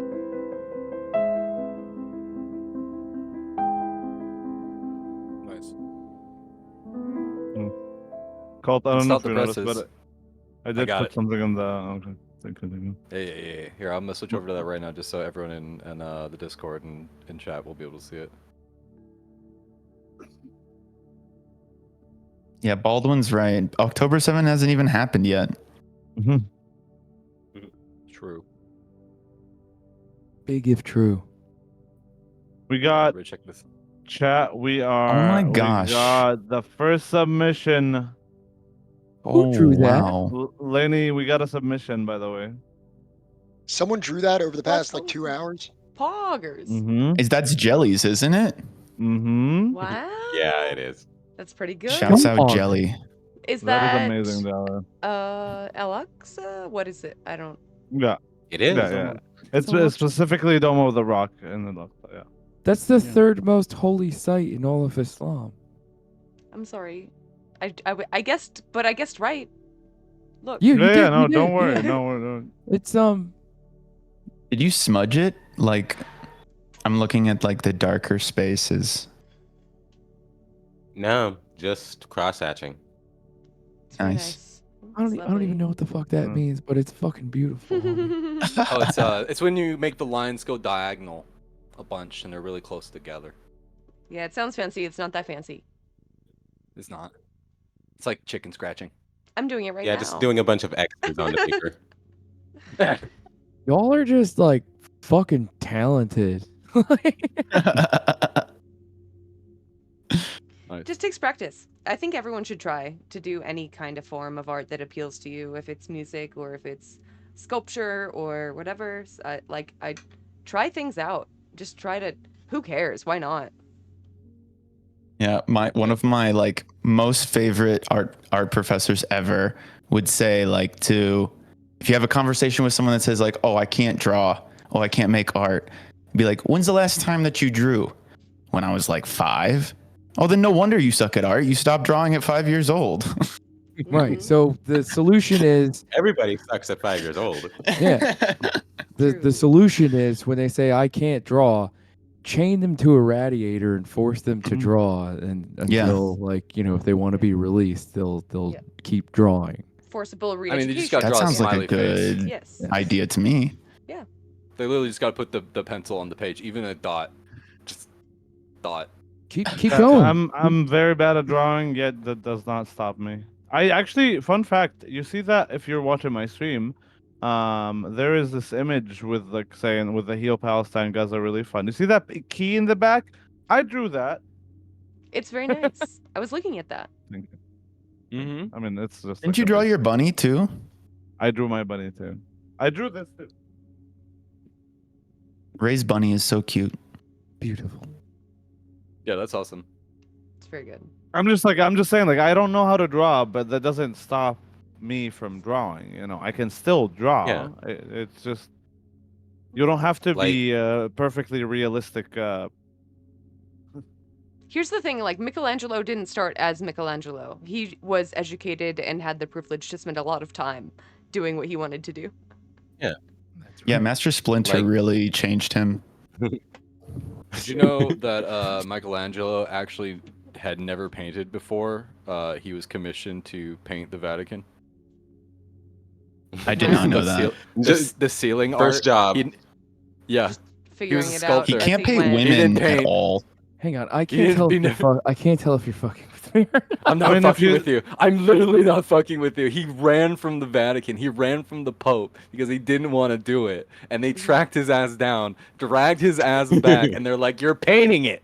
You're doing And he it. did it. Kind of begrudgingly. And frankly, you can tell. Yeah. Honestly, I've everyone yelled like at. looks to it to be like, oh, it's the biggest thing, the greatest pieces of art. Yeah. But like, you can tell it's tortured. It's not because he wanted to. I've spent seen it 4 in years person. on his back. Like I've been to the Sistine Chapel. Like I've seen it in person. Like that when I 4 was looking years. at it, does not look like for shot. Well, he also had a bunch of like basically interns who were apprentices, right? Yeah. So Yeah. it like a lot of It was that an was entire just, And there's team of transitional dozens. skills. yeah, He was like a foreman of Yeah, and good there's art. transitional skills too. Like, foreman of art. It's good. yeah, and since they had like sculpting, they had a good idea of how to shape things in their head and how lighting worked and objects, and that was that was definitely a transferable skill for them. That definitely probably helped in some regard. So, I mean, speaking But, of yeah, sculpting, fun fact. that Palestinian sculptor was saying how he started at 4 years old, doing just like wire and paper sculptures. And I'll It really also is- say, like, tying it back to like the reason why like we do art. Like me personally, like the bulk of my experience is in music, and like I'm not good at piano just because like music is one in particular where people just go, you were touched by the hand of God, and you just got the ability, you can do music, when in reality like I'm good at piano just because like I liked to play the piano and I did it every day. Like, I don't, like, you don't practice, like, you don't do something just because you're good at it. You do it because you enjoy it. And then as a byproduct of doing it constantly, you get, like, you start to, like, get more attuned to, like, all of the tiny little details. And, like, now you realize, oh, wait a second, I can do this when I was doing this before. And yeah, it's just, like, that constant, like, exploration of a thing is what makes you good at it. Yeah, it's a discipline like anything else, right? Like, and also, like, you can also not become good even while being disciplined. Like, I Yeah. tried violin for so long, but, like, I mean, I did, like, learn how to read music functionally, at least. So there's that. But also, like, I tried it, and, like, that's a good thing. You should try things. Trying things is scary, and I'd rather feel safe and comfy. Look, I'm autistic, and I probably got like undiagnosed ADD. Picking up hobbies is the hobby. All right, like I like. Yep. I have a lot of things that like I started. I didn't really ever get very good at, but I know a little bit about how to get good. I just need to put in the time. It's real. Yeah. Another reason I hate capitalism is because it teaches people to not celebrate bad art. I recently watched a discussion an artist had about talking about how we talk about bad art and how we don't, when we say that, we're not really creating space for artists to share their process with us. They're not really, like, it's kind of, artists are forced then into a position of having to perform as the perfect artist who will always put out a work of art that's so good, or any sketch they do is gonna be perfect. When if you look at an artist's sketchbook, there's lots of messy shit in there. There's lots of bad drawings, right? And this is usually like the process of like experimentation. And so it's like I think one thing I hate about capitalism is it robs people of that experimentation and that bravery to not be afraid of making mistakes and like not appearing as like the like the Renaissance artist, right? Like the best of the best. It's and that kind of ties into my whole thing of believing that like art is something that is more communally shared, that we all get to participate in and we all get to celebrate through our participation in it. Abolish IP based. I just yeah. Oh yeah, you know, I didn't write my cover of Kanye West's new song alone. I had help. You know what I mean? You're what? What? I that's wrote a Kids Bop version of Kanye West's new song. Is it because it got to number 2 charting in Israel, and you were like, I want No that way, it spot? is. You wanted that Zionist money. No, it's not. The billboards. Yeah, it is. I mean, no, it's not. It is. World War III They're not fucking with viral you. 50 on Fucking Spotify. Google it my right God. now. No, If you Google it saw- right now. If you needed any further confirmation that Israel is a Nazi state, No, I need that Googled right now in real time, please. Please. It's art technically. Like, I need to know if he's being for real or not. Oh, he's My being cover? real. Please. I'm Oh not no, it's so fucking with good. you. keep I would trying to, never like- lie. Oh my god. Fact check. Please, now, I please. keep Oh, actually? trying. Yes. We got raid. I don't have the link. Someone's got. If someone has the link, wants to Oh, drop it. To me, you want to see the link for the Kanye thing? Yes. Oh, I Good. can pull It's it being out. Give me a demanded now. Give me a We're getting we're doing a Jamie fact check right now. Jamie, pull that Jamie, up. pull that up. Jamie. All right. Yeah. Not often I'm I get to Jamie. do this. All right. So like, I'm please. Jamie. Jamie said, I don't know how to pull that up. Can I Pull that just up. say thank you for the raid, Noisy Immigrant. Welcome in, everyone. Welcome in. Shouts the welcome fuck in, out. raiders. Oh, yeah, Thank you dude. for the follows. We are I doing checked a out Noisy Immigrant fundraiser. stream. It's so good. Follow them if you're not. Here's my receipts. No, for real, they're the homie. Let me see this. Here fucking are my video. receipts. It's a Welcome fucking- in, friends. It's a Thank you fucking for the tweet, follows. Rowie. It's a fucking tweet. Kalas. It's a is fucking what- tweet. What is this? I really don't know how we got here. We're so off track. Art. We're talking art.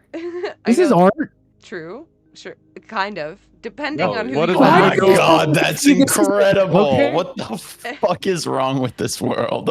Please. I Topping the thought charts. Yeah. I thought that was Please. a joke. I I'm keep not trying to write surprised. absurdist fiction, and reality keeps beating me. I'm not surprised because I do have to say that I heard some of the most unhinged anti-Semitic stuff inside Israel, but B, when Kanye went on Infowars, I also remember someone inside Israel who was like a Jewish Israeli who was like, "So what did you think of the Kanye stuff?" I was like, "The guy is not doing well and like needs like help Bad. I think it's with bad. mental health." I used to And be then a they were Kanye like, stan. Just shows you the record of my bad choices out here. well, the thing is that the response was like, "Yeah, but he's not wrong, right?" Oh no. Oh no. Whoa. That's the wrong response. No, He he is. literally He's didn't even so know who wrong. Netanyahu was. They literally say Kanye had a point. God. Kanye had a Christ. point. Kanye had a point. Like Christ. on his head. Definitely. Keep Yeah. that man out of the kitchen. I think he's. I just need to get a compromised. producer on my track, and it'll beat Kanye's for sure. I have to believe that he's compromised Producers by in some chat. sort of like MK Ultra project, and this isn't. He's not at the wheel. Candace Owens got to him. Candace Owens we got to him. we don't need This is all MK just- Ultra.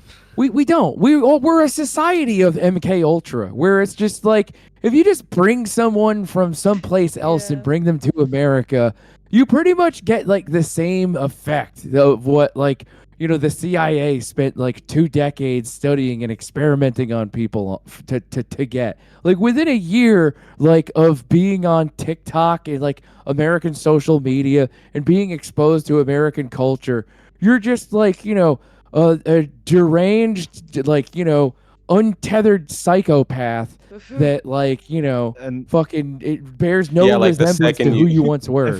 If I may, like plug Yanis Varoufakis' recent podcast with Middle East Eye. Actually, he touches on that and how like within like the techno feudalism that we are in right now, the tech lords use like on this technology in which we all kind of to communicate on, and they get to like maybe like adjust culture to affect the kind of people and their culture and like make you into the product that is just reacting and getting more and more down the rabbit hole or Look, I agree with you 100%. I also hate the phrase techno-feudalism. Like, it's just fascism. It's not that different because there's technology now. It's kind of the same thing with a little extra flair.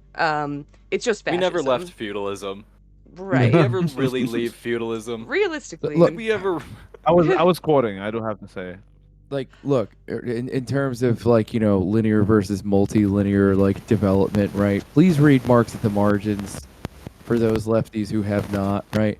What's happening? Is somebody putting on a vinyl record right now? Is it my mic? No, it's. I heard No, that that was my too. mic. Sorry, my wire moved a little bit.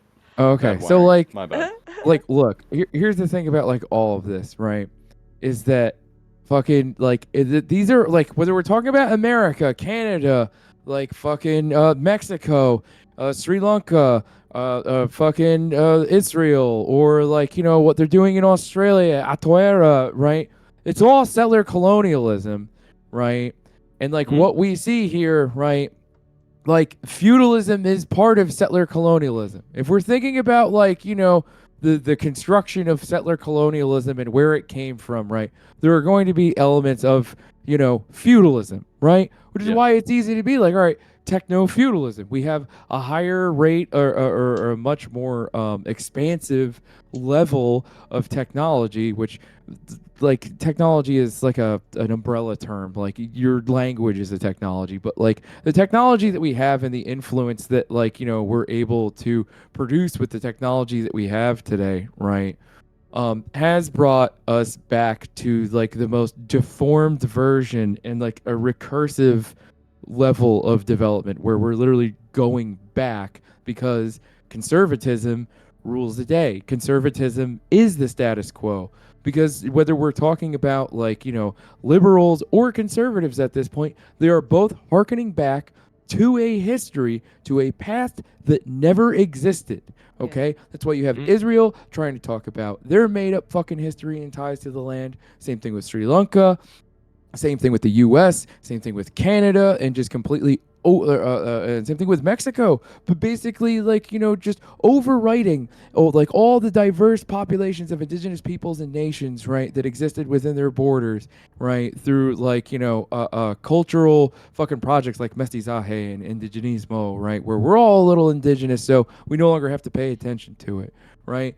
But like all of this, right? You're going to have to read all of it. You're going to have to read, like, Lwazi Lashabi. You're going to have to read techno-feudalism. You're going to have to read, like, stuff about, like, the development, right? Thank you, Baldwin. Thank you for having my back, finally. I really thought I could get away with not doing the readings, but you kind of have to. You kind of have to. You do. No, I'm not opposed to reading Giannis wholesale. That's not what I'm saying. I just think it's kind of, it feels like a misdirection. It's a theoretical argument.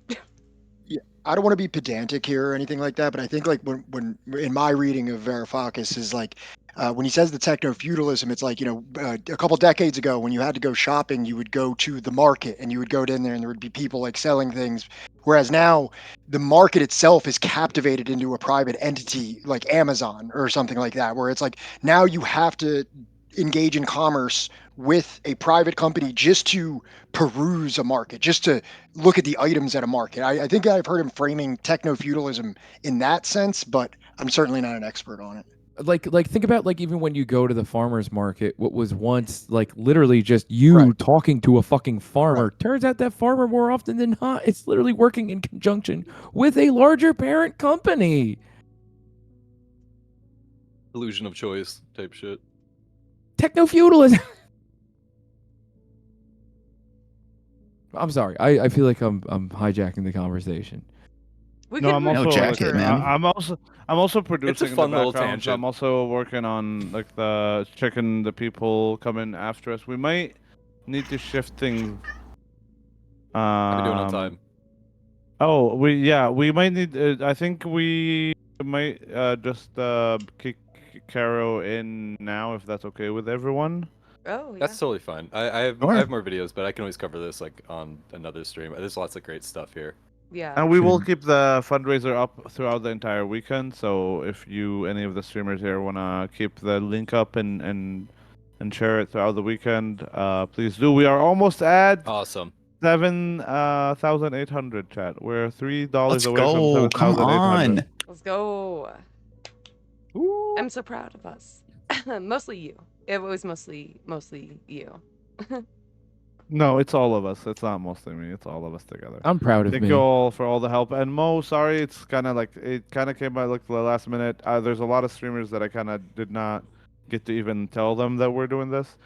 But I mean, thank you for hopping on for as brief as it was. Either way. I mean, I'm enjoying it. Yeah. Hope you enjoyed. Yeah, we have. Think more. Yeah. Yeah. Yeah, we're gonna be transitioning to an interview with Olive Branch Operation or Operation Olive Branch. Awesome. Which Carol will do, and then there's a movie night after. So everyone is welcome. Like, stay tuned to the stream, but we will do now kind of like giving the space to Caro. I will just Cool. be I'm here gonna for production reasons. I'm gonna raid So you into guys. you then, Ray. Okay, So, no or worries. should we raid into You guys Caro? Wait, she's not live yet. What? Okay, hey, how about this? For now, do you guys want to kind of give your kind of last kind of? You don't have to just end it immediately. Just chat, say your last kind of words. I hope you had a good day. Hope you enjoyed it. Thank you for everything you set up. Thank you for everyone who joined and chatted. While also finish producing stuff in the background. Yeah, I guess I'll course. go first. Everything. Is that okay? So thank you so much for having us, Ray. This is a great project. I'm really honored to be involved in it in any way. I hope you guys learned something about art and resistance and how you can use your skills of expression to raise awareness about the cause. And I hope to see lots of art pieces around the ether. You can post in my Discord as well. Also, remember to support Palestinian artists. Yeah, thanks, Ray. Thanks for thanks for including me, and thanks to everyone who helped put this little segment together too, and thank you for chat for like being here with us and participating. And if you're making art, hell yeah, share that shit. Thank you so much. Yeah, it was great getting to be here with everyone and hear everyone speak, and it's great. I always enjoy learning more about Palestinian culture and art. So this was an absolute pleasure. Yeah, Yeah, me too. Though, go ahead. Me too, though. I personally don't pretty much like abstractism, when it comes to art. But yeah, keep my opinion to myself. But it's just like I studied those for a bit, but yeah, It's not easy to like. It's not easy to like because it's pretty much devoid of subjectivity. Like it's pretty much deeply objective sometimes. At times, it's not all of it, but I'm not an expert on art, but yeah, I love art. But yeah, if you're doing art, chat, yeah, I mean, keep up the good work. Thank you for including me in this stream, Rawi. Thank you, everybody. Thanks for hopping on. And now that we're connected, I will definitely be hitting you up on Discord. Yeah, absolutely. But I have to go right now, guys. Yeah, It's too late here, and Good yeah. seeing you, Mo. Take care. تصبح Habibi. خير, guys. Peace. Be well. Bye bye, chat. Good night. Bye, Habibi. Nighty night. Yeah, I I'll am also also going to... echo everyone's like, Rawi, this was a fantastic idea from this morning. I've been watching all day long. The fact that you asked me to be included is incredible. I loved meeting all these new streamers.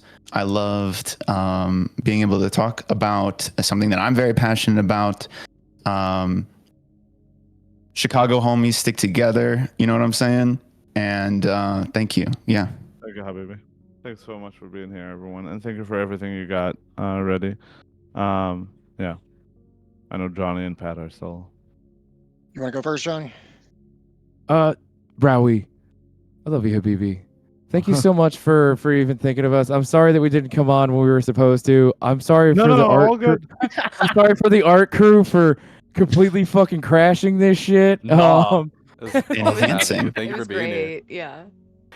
And again, like I am so down to collaborate again, right? For anything like this, and to like, make new friends and stuff. And like, I'm hoping for the best, like comrades in arms, free Palestine. All right. And yeah, this was a great birthday present for me, Rawi. Wait, Thank it's you your so much. birthday? Happy birthday! Midnight, yeah. Oh my Yeah. god. Yo, wait. birthday. There is Oh. something I do to everyone's birthday on my stream, and it is your birthday, so we have to do it. I was gonna say, not to give too much, but I already have a plan to start organizing for like a month ahead for next fundraiser, and maybe even an entire weekend marathon where we do, instead of stream together, raids from one till the other. What? You don't want to do this? This was. We can do that too, but it's just A raid train? Ideas. A raid train, yeah. So just in a raid train. I love that idea. Throughout like an the entire chaos weekend. this. Throughout an entire weekend.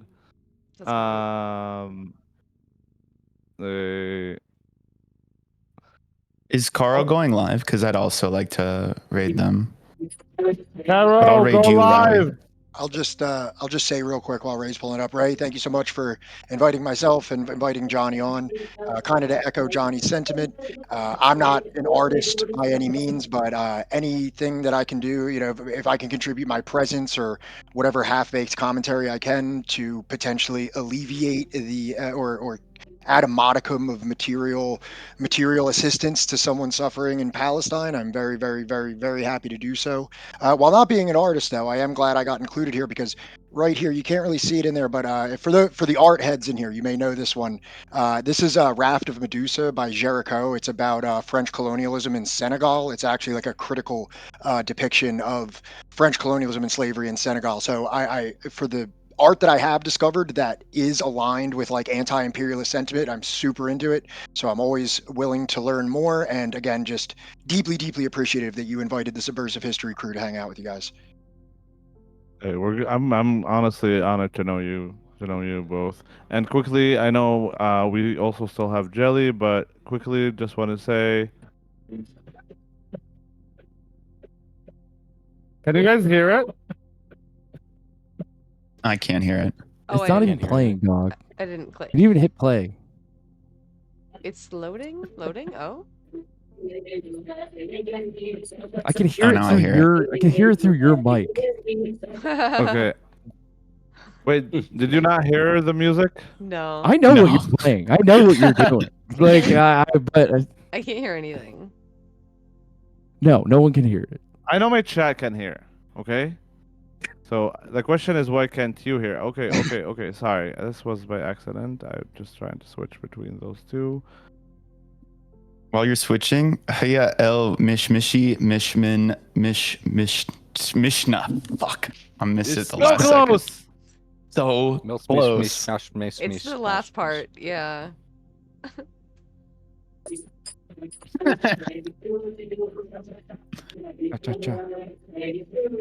I can see my thing. Yeah, if you guys can hear it, right? I can hear it through your mic. Yeah. Yeah. Just put the mic real close. Just put your Okay. headphones on the mic. It's not really working well, but yeah, it is because it's a Mac. Mac does weird audio. I have to send it through the mic. But yeah, happy birthday in Arabic. That's all. Happy birthday to you, cha cha cha. That's how we sing it. Cha cha. Big 3-6, and I got a dog now. Yo, My life is W complete. doggo. Yeah, we need more dog pics because 2 wasn't enough, frankly. Yeah, Bro, I was. He was straight up like laid out like on my lap that entire time. Yeah. Just disgustingly cute. I love Chewbacca. He's my real rider now. Hell yeah. Oh yeah. Well, happy birthday. I'm gonna hop out and join the void in chat. I will be watching from afar. Same. Bye, called. I'll see y'all later. Bye. Bye, Lenny. Good night. Jelly. Johnny, are you? So chat. Oh, it looks like Caro is not live still. So we're just gonna raid into Ray K. Raid K. Reverse raid K. I never get to raid Ray. Ray. Okay, make sure I'm spelling that right. Have a lovely evening, chat. Thank you so much for being here and all the support. I love you so much. Remember to take some medicine, your vitamins, have some food, drink water, stretch, okay? Be good. I'm still in this room together. I don't know if is that gonna break anything? It's fine.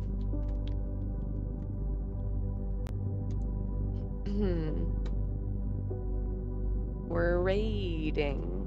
Bye, chat. Bye.